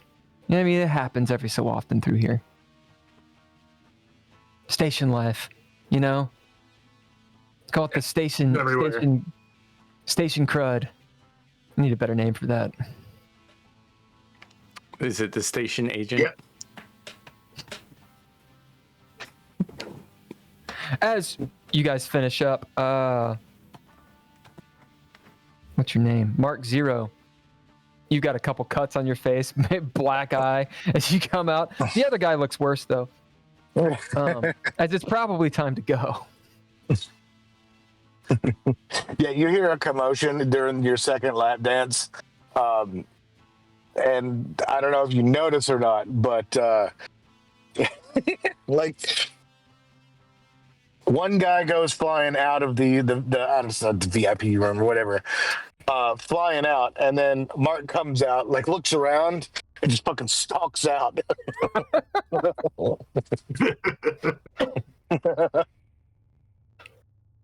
Yeah, looks like my friend's having more fun than we are. Oh yeah. He was with Jeff and Susan. Fucking As Susan comes out, and Audrey. As Audrey goes out. Arthur, where are you? You are muted. Yeah, when I've finished collecting all these bits and bobs, I will just head back to the cryo chamber and then start working on making sure each part. As you come back from the from shopping and you're going to the cryo, you see Ivy come out, and you don't see Glenn get thrown out of the bar, but you see him sort of picking himself up like he was tying his shoelace or something in the middle of the street. as Ivy's talking to him. Very smooth. Glenn, you will notice Arthur, just a stone's throw away, a close distance away. What you got there, buddy? Stuff. What kind of stuff? Miller, How are the what drinks? is a good spot check in this game? Like speed, you think? It could be. I don't really use it. You could use speed or intellect, either one. I'll let either one of you, or I'll let both of you pick whichever one of those you would like to roll. I'll Intellect, use my and then- intellect as well. Success means you see all of this before it's imminent. Failure means you don't. And Ooh. so there's no like spot or surveillance or anything like that as a skill. Honestly, I'm making you guys roll more than you really should because I want you to get used to the mechanics and such. I succeeded. Nice. So you fail, you get a point of stress, as this will jostle you a little bit. Glenn, as you're kind of sitting there talking to Mark, you guys are in the middle of the street. Ivy's, I'm gonna go get the others out of this Titty O'Shea's place. Might have myself a drink. And she's walking in. Glenn, you happen to look up and you can see where the habitat ring is, the window, way far up there, of course. Bullshit flying about, little drones, Bezos drones. And on the ring, at certain hard points, are docking stations. And on the actual cylinder is where most of the docking is, like the larger ships. I'm sorry, the larger ships are on the rings, the smaller ships are on the cylinder, because, right, the rings are around the cylinder. But you notice something, it's kind of like when your brain sees it, but it doesn't acknowledge what it is, and then it does. Like suddenly you're like, holy shit, someone's in my room, what? That kind of thing. I love how Cameron's like, I know exactly what you mean. You note there's a ship. It's the size of like a either a small frigate or just a small freighter, perhaps. And at first you think it's docking. And then you're like, oh, well, it's probably leaving. Like you can't quite tell what's going on as the ship is moving forward towards the ring, kind of abruptly stops. You see like thrusters and such. There's, from whatever the airlock is, gas that shoots out. And then the ship is moving back as it thrusters and stabilizes itself, kind of like moves around. And you see either electricity or flares or some bullshit going on from the ring to the ship. Maybe it's static, like huge static shock. You're not sure. It's not right though. Can I use my equipment knowledge to like assess it further? Or is that just you don't have to roll for it because you're an engineer. You can tell there's definitely a malfunction in that airlock. I'll say that out loud too. There's a massive charge, like a circuit of some sort, and an arc of energy. Mm-hmm. And that could be problematic because it might explode a significant portion of. I'll say that out loud. In a very guy, I know. I think there's gonna be some bad shit get going. You see down. a bright flash, and it's silent. Mm-hmm. And you, Glenn, you look away. I was gonna say, you see, you look away. What's your name? Oh my God, Arthur. As you're talking to Glenn, you see this bright flash behind you where everything around, there's like long, dark shadows that immediately go out from everything and sort of flicker and then fade away. Well, okay. And that's when you hear from the distance around the ring this sort of chorus of people screaming in different places. And as you turn and look around, you see this nugget of what's left of the ship burning, falling towards the cylinder. You don't know if it's going to hit or not. And that airlock just aflame, like blowing a geyser of fuel or fire or something, and pieces of that part of the ring popped. Does that mean this whole area is going to be destabilized? That's a good question. There's a jolt as literally the ring for a moment just goes and everything flies off the shelves, people to their faces, etc., etc., etc. Everybody gets to make panic checks. So roll a d20, and you want to roll over your stress, which likely you do. So what happens if I match my stress? I believe it fails, but I'm not sure. Miller? Look it up. I don't remember. Yeah. There is some ambiguity on that, to be completely honest.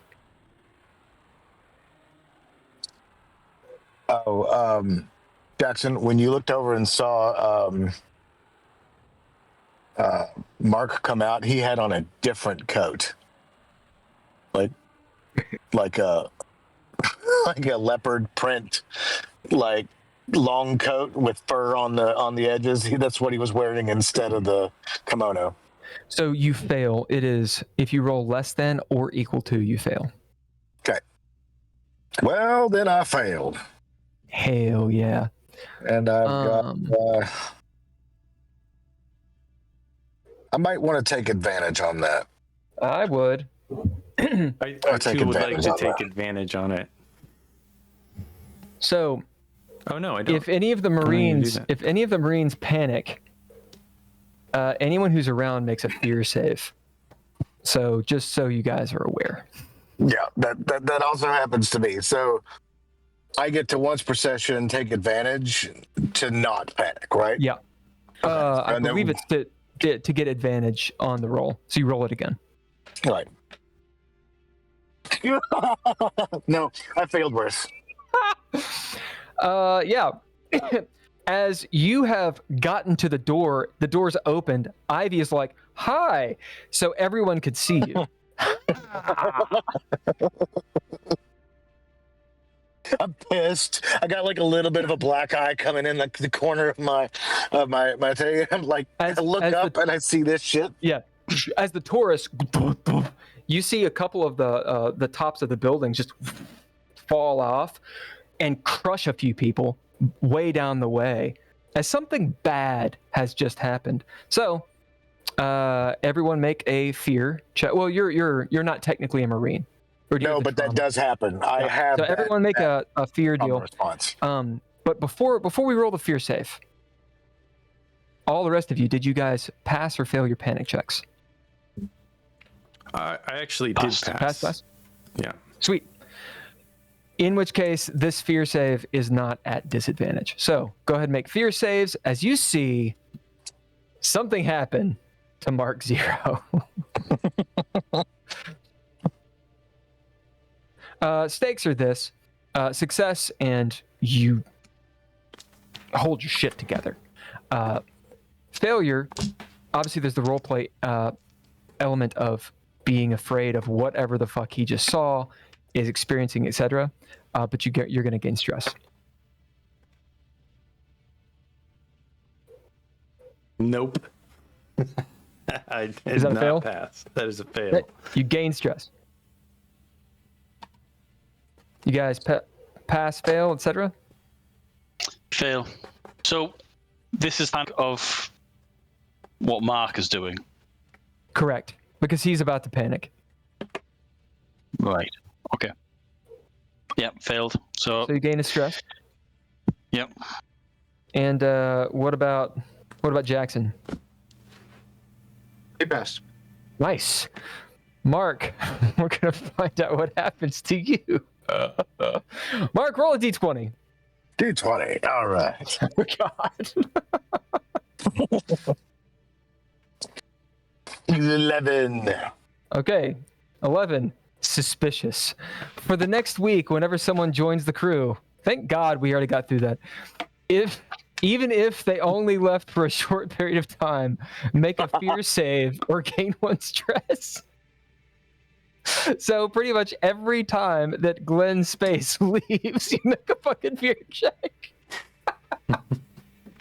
Because he's clearly going to betray you. Obviously. Clearly. Why is everybody afraid of that?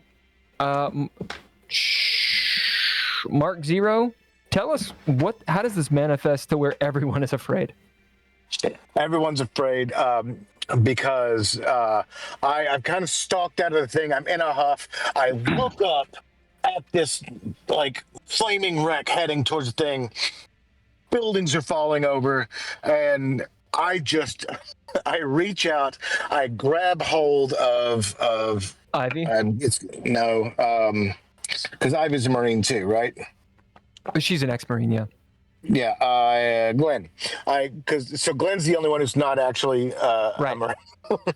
I grab hold of Glenn, throw him back inside the building,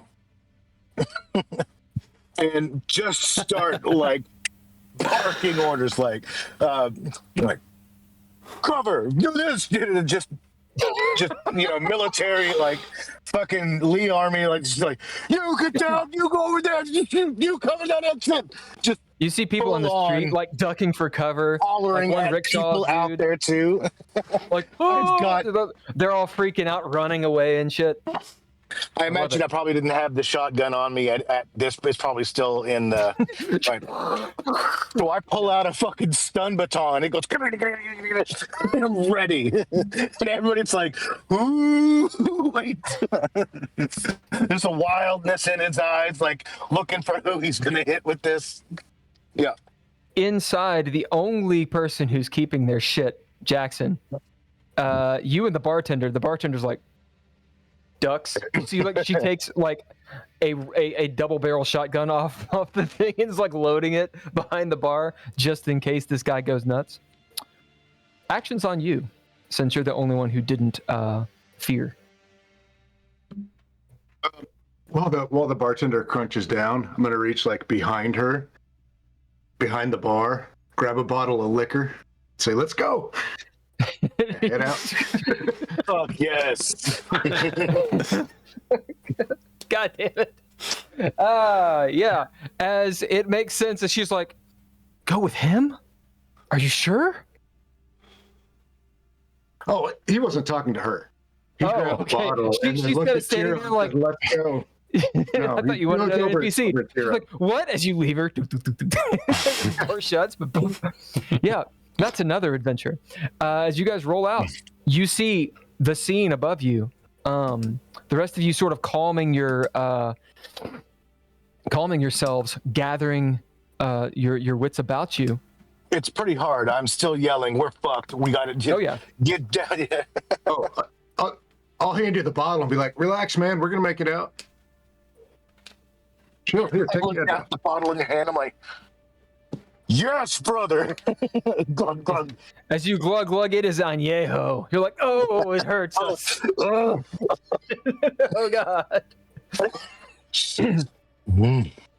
Action's on you. Ivy's like, fucking hell. We need to get to the ship. Yep. Let's roll. Let's get out of here. As in fact, there's whoop, whoop, whoop, whoop, whoop of alerts. Although you can still breathe. I like the idea, Arthur, of that thought. Are you all going to be decompressed? Is all the air going to be sucked out? It's a good question. As maybe you're looking over your shoulder, wondering, when is the sucking going to begin? As of yet, it has not.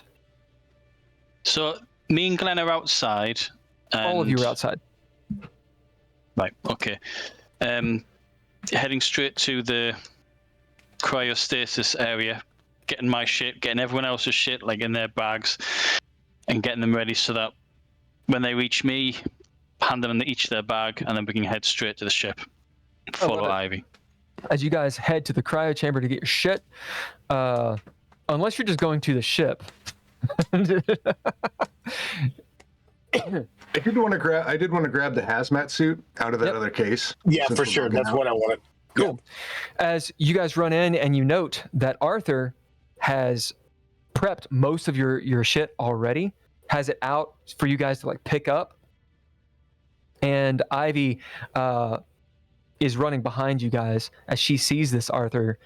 They're all picking up their crap as she kind of smiles at you and gives you a nod.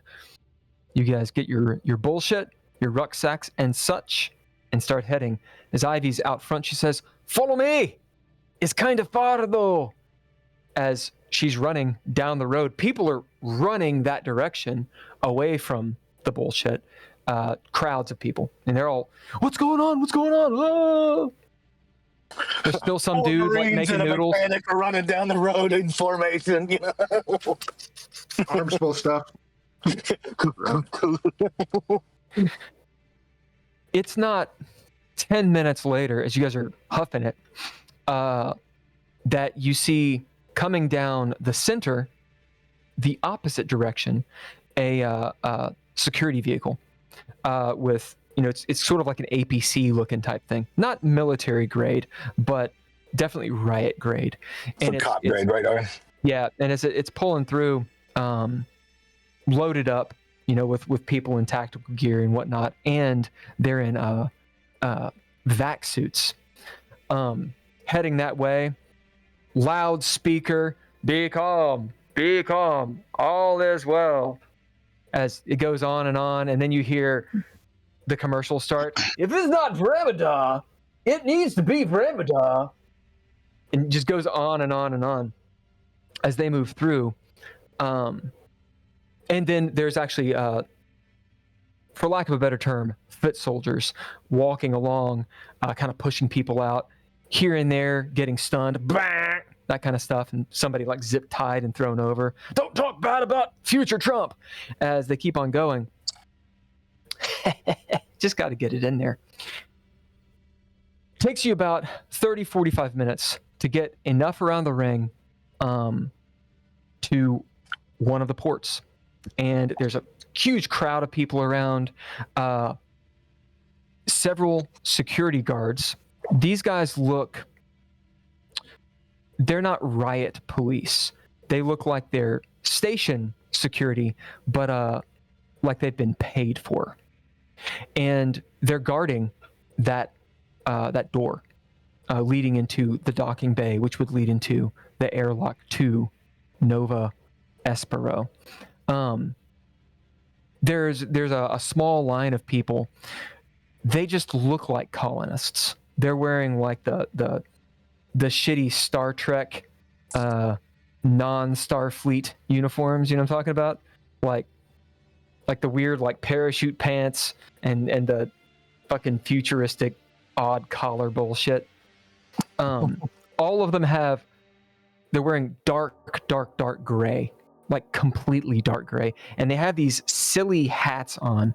The hats kind of look like if you took a dice tray and made it a hat. Does that make sense? So it's sort of like a boop, boop. Exactly. That's pretty much what it looks like. Like little flaps. It's all dark gray, they're completely uniform. You also notice that most of their socio-ethnicities are roughly the same. They're all about the same age as well. Quite young, early 20s.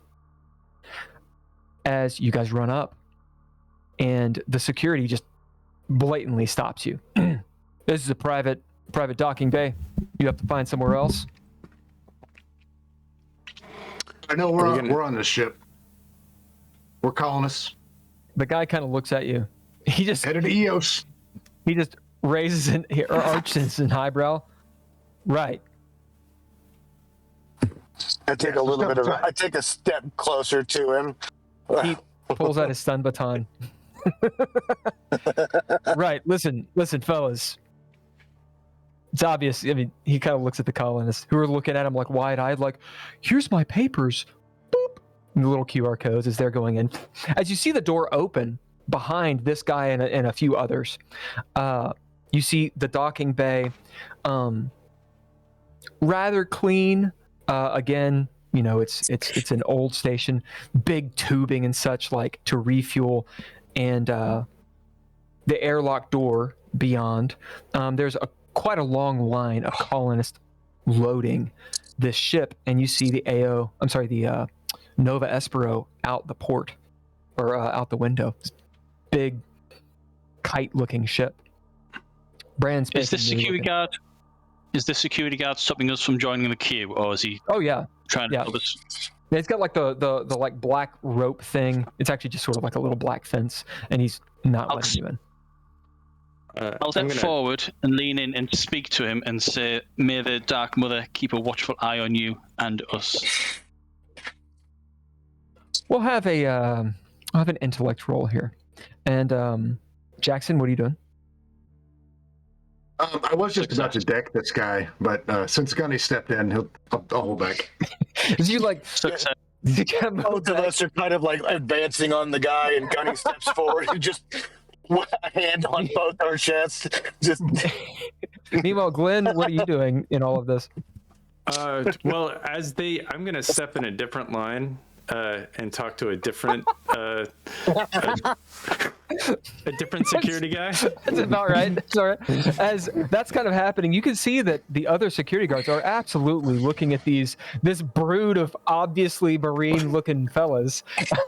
You know, then he kind of has his stun baton out. He's just kind of waiting to see if he has to jump in as you walk up to him, and he's like, "Yeah, what?" Yeah, I heard the launch mechanism for the grab plates aren't functioning properly. What? I got my kit here. Yeah, this ship's not going anywhere. I got the message from HQ. HQ.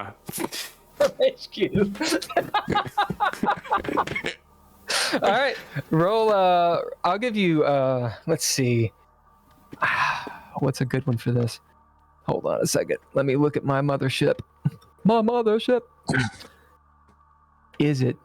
I like the idea of rolling speed for weird shit, but intellect is probably just better for this. It's kind of interesting better for how it throws down. Hold on. Just say speed. Fuck it. I'll find it later. All right, fine.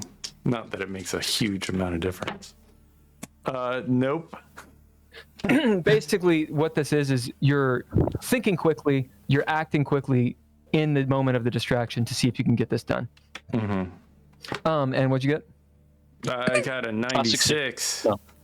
It's a big failure. As you gain a point of stress, as he kind of looks at you. Look, I don't know who you are. As he kind of like pushes you back forcefully, but talk to your supervisor about this. I'll get on the, he doesn't the mess with radio you, and I'll but, message Ivy. As Ivy's like, she's in the back, you know, of all these dudes, you know, the line is kind of like disrupted at whatever they're doing, and she's like, yeah, I know, we need to get in there. Your name is Arthur. Gunny, what do you say to this guy? I'd said to him, "May the Dark Mother keep a watchful eye on you." I've succeeded the intellect roll that you asked for. Nice. I got 24. We'll say, Glenn, you, even though you did fail the roll, you have distracted this guy, so he's not able to immediately help the other guy. And you say that little line to this dude. Yeah. As his eyes sort of shift back and forth, narrow at you, and he kind of like grits his teeth. Don't be saying that shit to me, you weirdo. As he moves out of his way, let him through. They're part of this bunch. And I'll head straight on through. Slowly, so that all four of us keep together. I'm not going to just dart on ahead because God knows what Glenn's going to do. As the colonists, you hear a couple of them like, "Hey, we're not that weird." You do catch the eye though. Anyone who's looking will say, yeah, anyone who's looking can actually see this. You catch the eye of 2 colonists. Let me mark them down really quick. Young lady. She's got, both of these people are in their 20s, early 20s. Long braided black hair. She has a very kind face. And then someone that she's right next to, a guy, he's got a brown butt cut. Looks rather good-natured. So he's got like that long hair. It's all, coming down. They essentially look like anime characters. You get the immediate feeling of he is probably in love with her, but is incredibly friend-zoned, and she has no idea. It's one of those situations. As they turn, obviously hearing the words that you said. Or I would have said them as quietly as possible, just to that one guard, because I don't even want anyone else to hear it. So I see. Then they would be turned and looked directly at you guys as they have let you in, and they have, they're inquisitive, like, I wonder who they are. As you guys march in, I'm assuming. Yeah. Yeah, Jackson. Jackson will look at her, give her a little grin and a wink, and then quick up and down. She smiles. You just see naivete as she smiles big at you. Hi. She looks good too.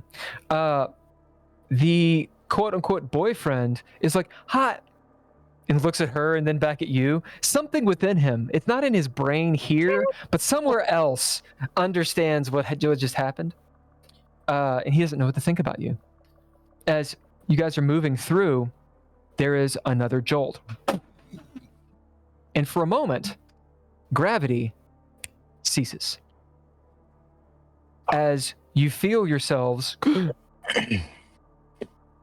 lift off the ground just a little bit. You're not, unless you kick off, you don't fly away. But you lift off the ground and the entire station screams. Not everyone, but just someone's like cooking eggs, like in some kitchen off elsewhere. Everyone make a panic check. not the eggs. Not the eggs. My D20? Yeah, it's D20. You want to roll over your stress. Okay. Good.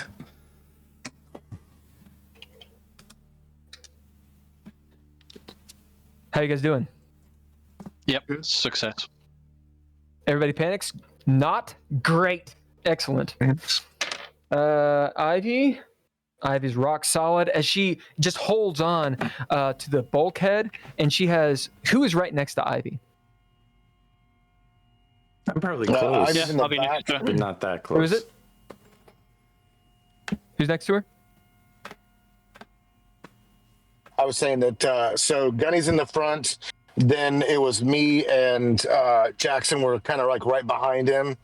He was behind us, so she's probably close to next to both of us. So in that case, she grabs onto both of you, both of kind of like your shirts, to not fly away. Hold on to me! As she's rock solid, the only other person on the station who's not panicking is the guy making ramen. He's just like kicking ass. Happens all the time. The colonists are shouting prayers to the Dark Mother and sort of floating a little bit. But they're not doing anything untoward, but they are obviously panicking and obviously afraid. As gravity hits again, people fall. You guys brace yourself as your Marines and are ready for it. Get I on the got zero ship. G Get on the training. ship. I'm ready for this. You're fine. As the line is starting to push forward and try to rush onto the Nova Espero. Actions on you all. Your ship has taken 2 mega damage, by the way. Yeah. Yeah. I'm gonna grab the soldier. Look, soldier. Looks like you're gonna die too if you don't get on the ship. So, and everybody's gonna die if I don't fix those clamps. And I'm like, look, man, these cultists are gonna be out. I'm messaging Ivy. Ivy's she turns around. I can hear you. You're right behind me. And she's like kind of freaked out. It just doesn't get it. What are you doing? Get on the ship, man. And so I'll start. It's like you guys are all goners if I don't fix this clamp. All right. I love that. We'll say that terrifies them. As, the guy that stun baton guy is like, "What? Get out of here! Get out of here!" As you tell him this shit, he's like, "Do you think we're gonna die? We're all gonna die! We're all gonna..." He starts fucking freaking out. Punch him in the face. He's like shocked some dude. He starts like trying to push past you guys, running towards the Nova Espero, like shocking people. Let me on the fucking ship! Like screaming bloody fucking hell murder. Let's see how many people he hurts on the way. 6. Bunch of cultists. There's like an old woman, biff, blag, like a kid, like a child, just running, football charging through. What are you doing? Running on the ship.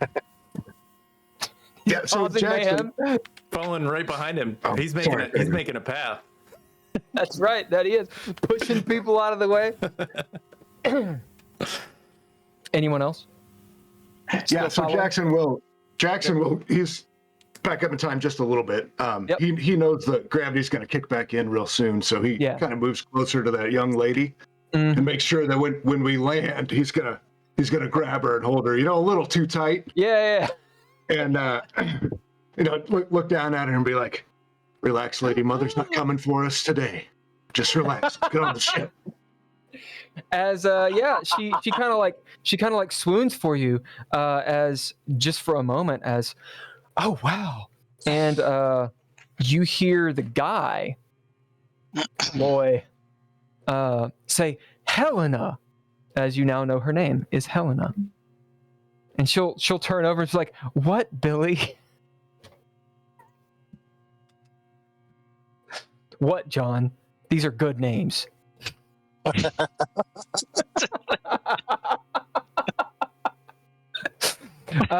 You can see written on her little name tag, it just has the H and then Roy. So her name is Helena Roy, and his is Billy Jax with 2 X's. There can only be one Jackson in this galaxy. So I'll just tell her name's Enrique. I'll see you around the ship. Name's Enrique. Enrique, as you run past. I am helping people get into the ship. I am, like crowd control. Our whole deal is to ingratiate ourselves with these people as sort of like heroes, whatever. Like I'm picking up the old lady and then steal all of her people. Absolutely, but you got to get ingratiated first. So be the hero. Yeah, as you are bringing some sanity, because people are starting to actually panic after all of this, and this security dude stunning people and footballing through, or quarterbacking through as. Mark Zero, you kind of take command and get them in line, and you're calming them down, and people start more orderly getting on. What about Glenn Space and Arthur? There is gravity now. Get down.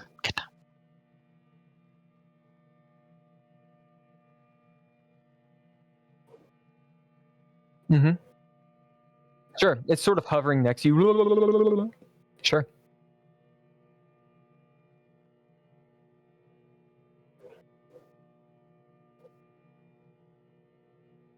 Yeah, you can. You get in line, and you can actually move past people because quarterback dude just bulldozed the people off a little and right into the ship.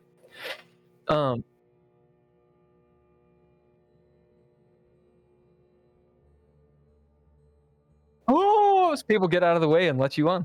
What about you, Arthur? Just following the queue. Yep.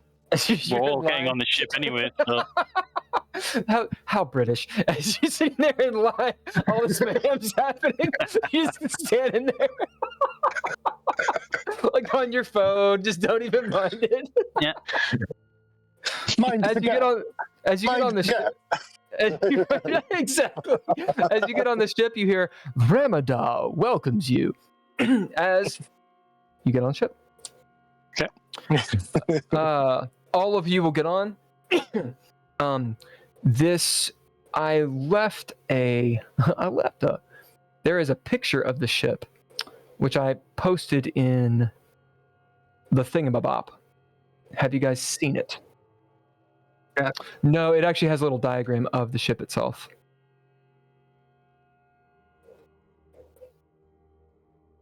Yeah, it's in the chat here for the voice channel. I can't. Yeah. Although it's really, really faded on that for some reason. Weird. Yeah. Gotta mute this really quick. Bam. Yep. So as you look at the Nova Espero, I don't know if you can see it or not, but at the top it's sort of this ball, and then there's kind of this kite thing that goes straight down. Can you all see that? Yeah, just about. It's very, very faded on the watch stream thing. But point is, the air dock, I believe it's 1, or airlock. So you're boarding on the port side, so the left of it, basically like in the center part. To the left would be the command structure, and then to the right would be where several cryo chambers and crew quarters and that kind of stuff are. And you guys actually have crew quarters, although Ivy, she's sitting there pulling out these little key cards with lanyards. She's like, all right, here's where we are. And you see that they have your little key card for your room. The question might surface in your minds. Granted, there's a lot of bedlam going on. If you have key cards, why couldn't you just get on the ship? But maybe or maybe not, you would ask that question. Doesn't matter. In the hubbub, people are all moving around and whatnot. What are you guys doing? Following Ivy, she knows exactly where our She hands out all the bullshit. She goes directly to crew quarters. Crew quarters number 2, and she says, "All right, so here where we are is where we have our stuff, and our cryo. It's in a circular pod thing like you see in the Alien, the movie in 1978. Right, that thing. It's right over there." As you hear an intercom squawk. Always wanted to say that. Squawk. You hear a man. Yeah, he sounds like he's in his 50s. He sounds like, I can't do the voice, but he sounds like Colonel Adama from the new Battlestar Galactica. And it is literally that guy. As he says, welcome to the Nova Espero. The station seems to have had some serious malfunctions with one of their airlocks. We'll be departing as soon as possible. We cannot do that until you all lock down and we follow procedure and get the hell out of here. You hear over his shoulder like someone who sounds a lot like Colonel Ty kind of barking orders. And he says, all right, so to all our passengers, welcome to Nova Espero, and to all AO's colonists, Please get in your cryopods as soon as possible. So say we all. What are you guys doing? I am stowing my gear in my room. Check out these crew quarters.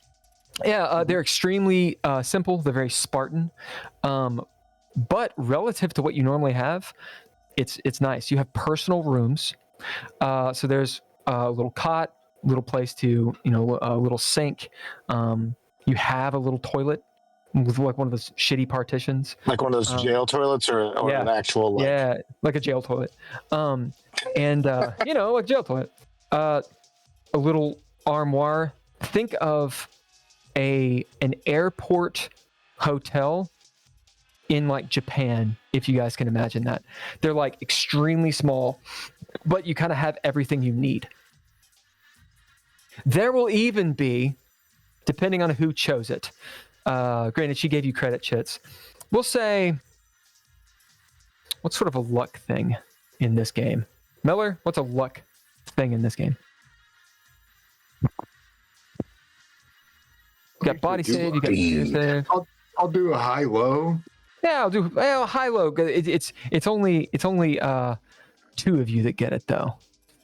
Yeah, fuck it. We'll see who gets it. Everybody, roll a d10 before you roll it. Say high or low, and tell me if you got what you called.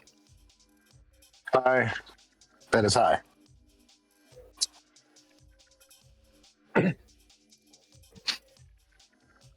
Nope. Right, low. No, got high.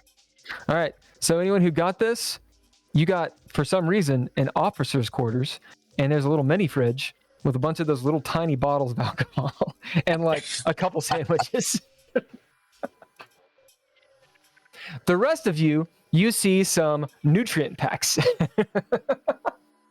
and some Ramada Cola. You'll have Ramada Cola and Ramada Sprite.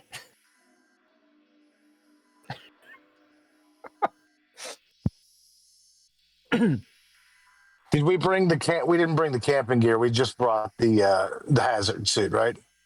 And you brought it. No, if there was bags, I would have. You got it. Yeah. Whatever. Arthur packed up your bullshit, so you have it in rucksacks. Yep, everything. It's about that time that you're kind of settling in a little bit. You really don't know what's going on in the station. You can hear people outside of your room sort of murmuring, what's going on? What's going on? Oh, I hope they're okay. Oh, dear God. Oh, the mother saved them. That kind of shit.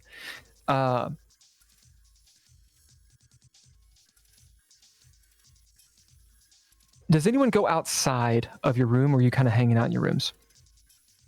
Just hanging out in the room.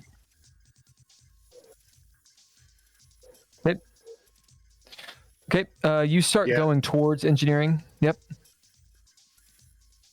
And Jackson's gonna dump out like half of the bottle of Coke, and then fill it with that añejo, and then Nice. then wander around and mingle. I love it. As you start mingling.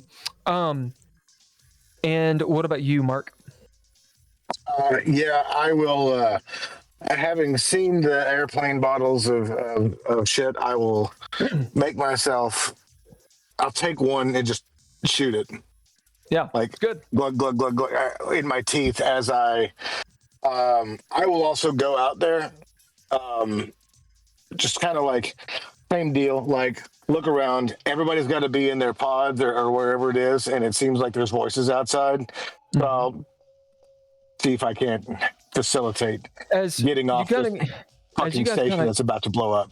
You guys kind of go out to where the common area is, and people are sort of milling about. They're all frazzled and whatnot, sweating, and most of the colonists, there's about 100 of them.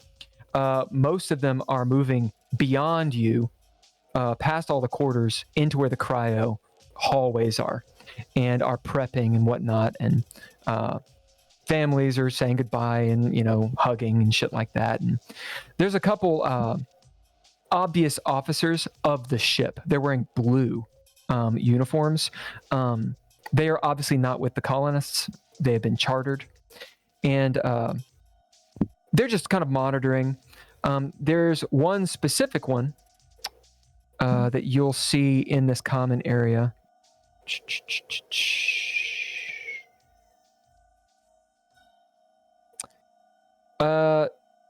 Yeah, hold on, sorry. Where are you, man?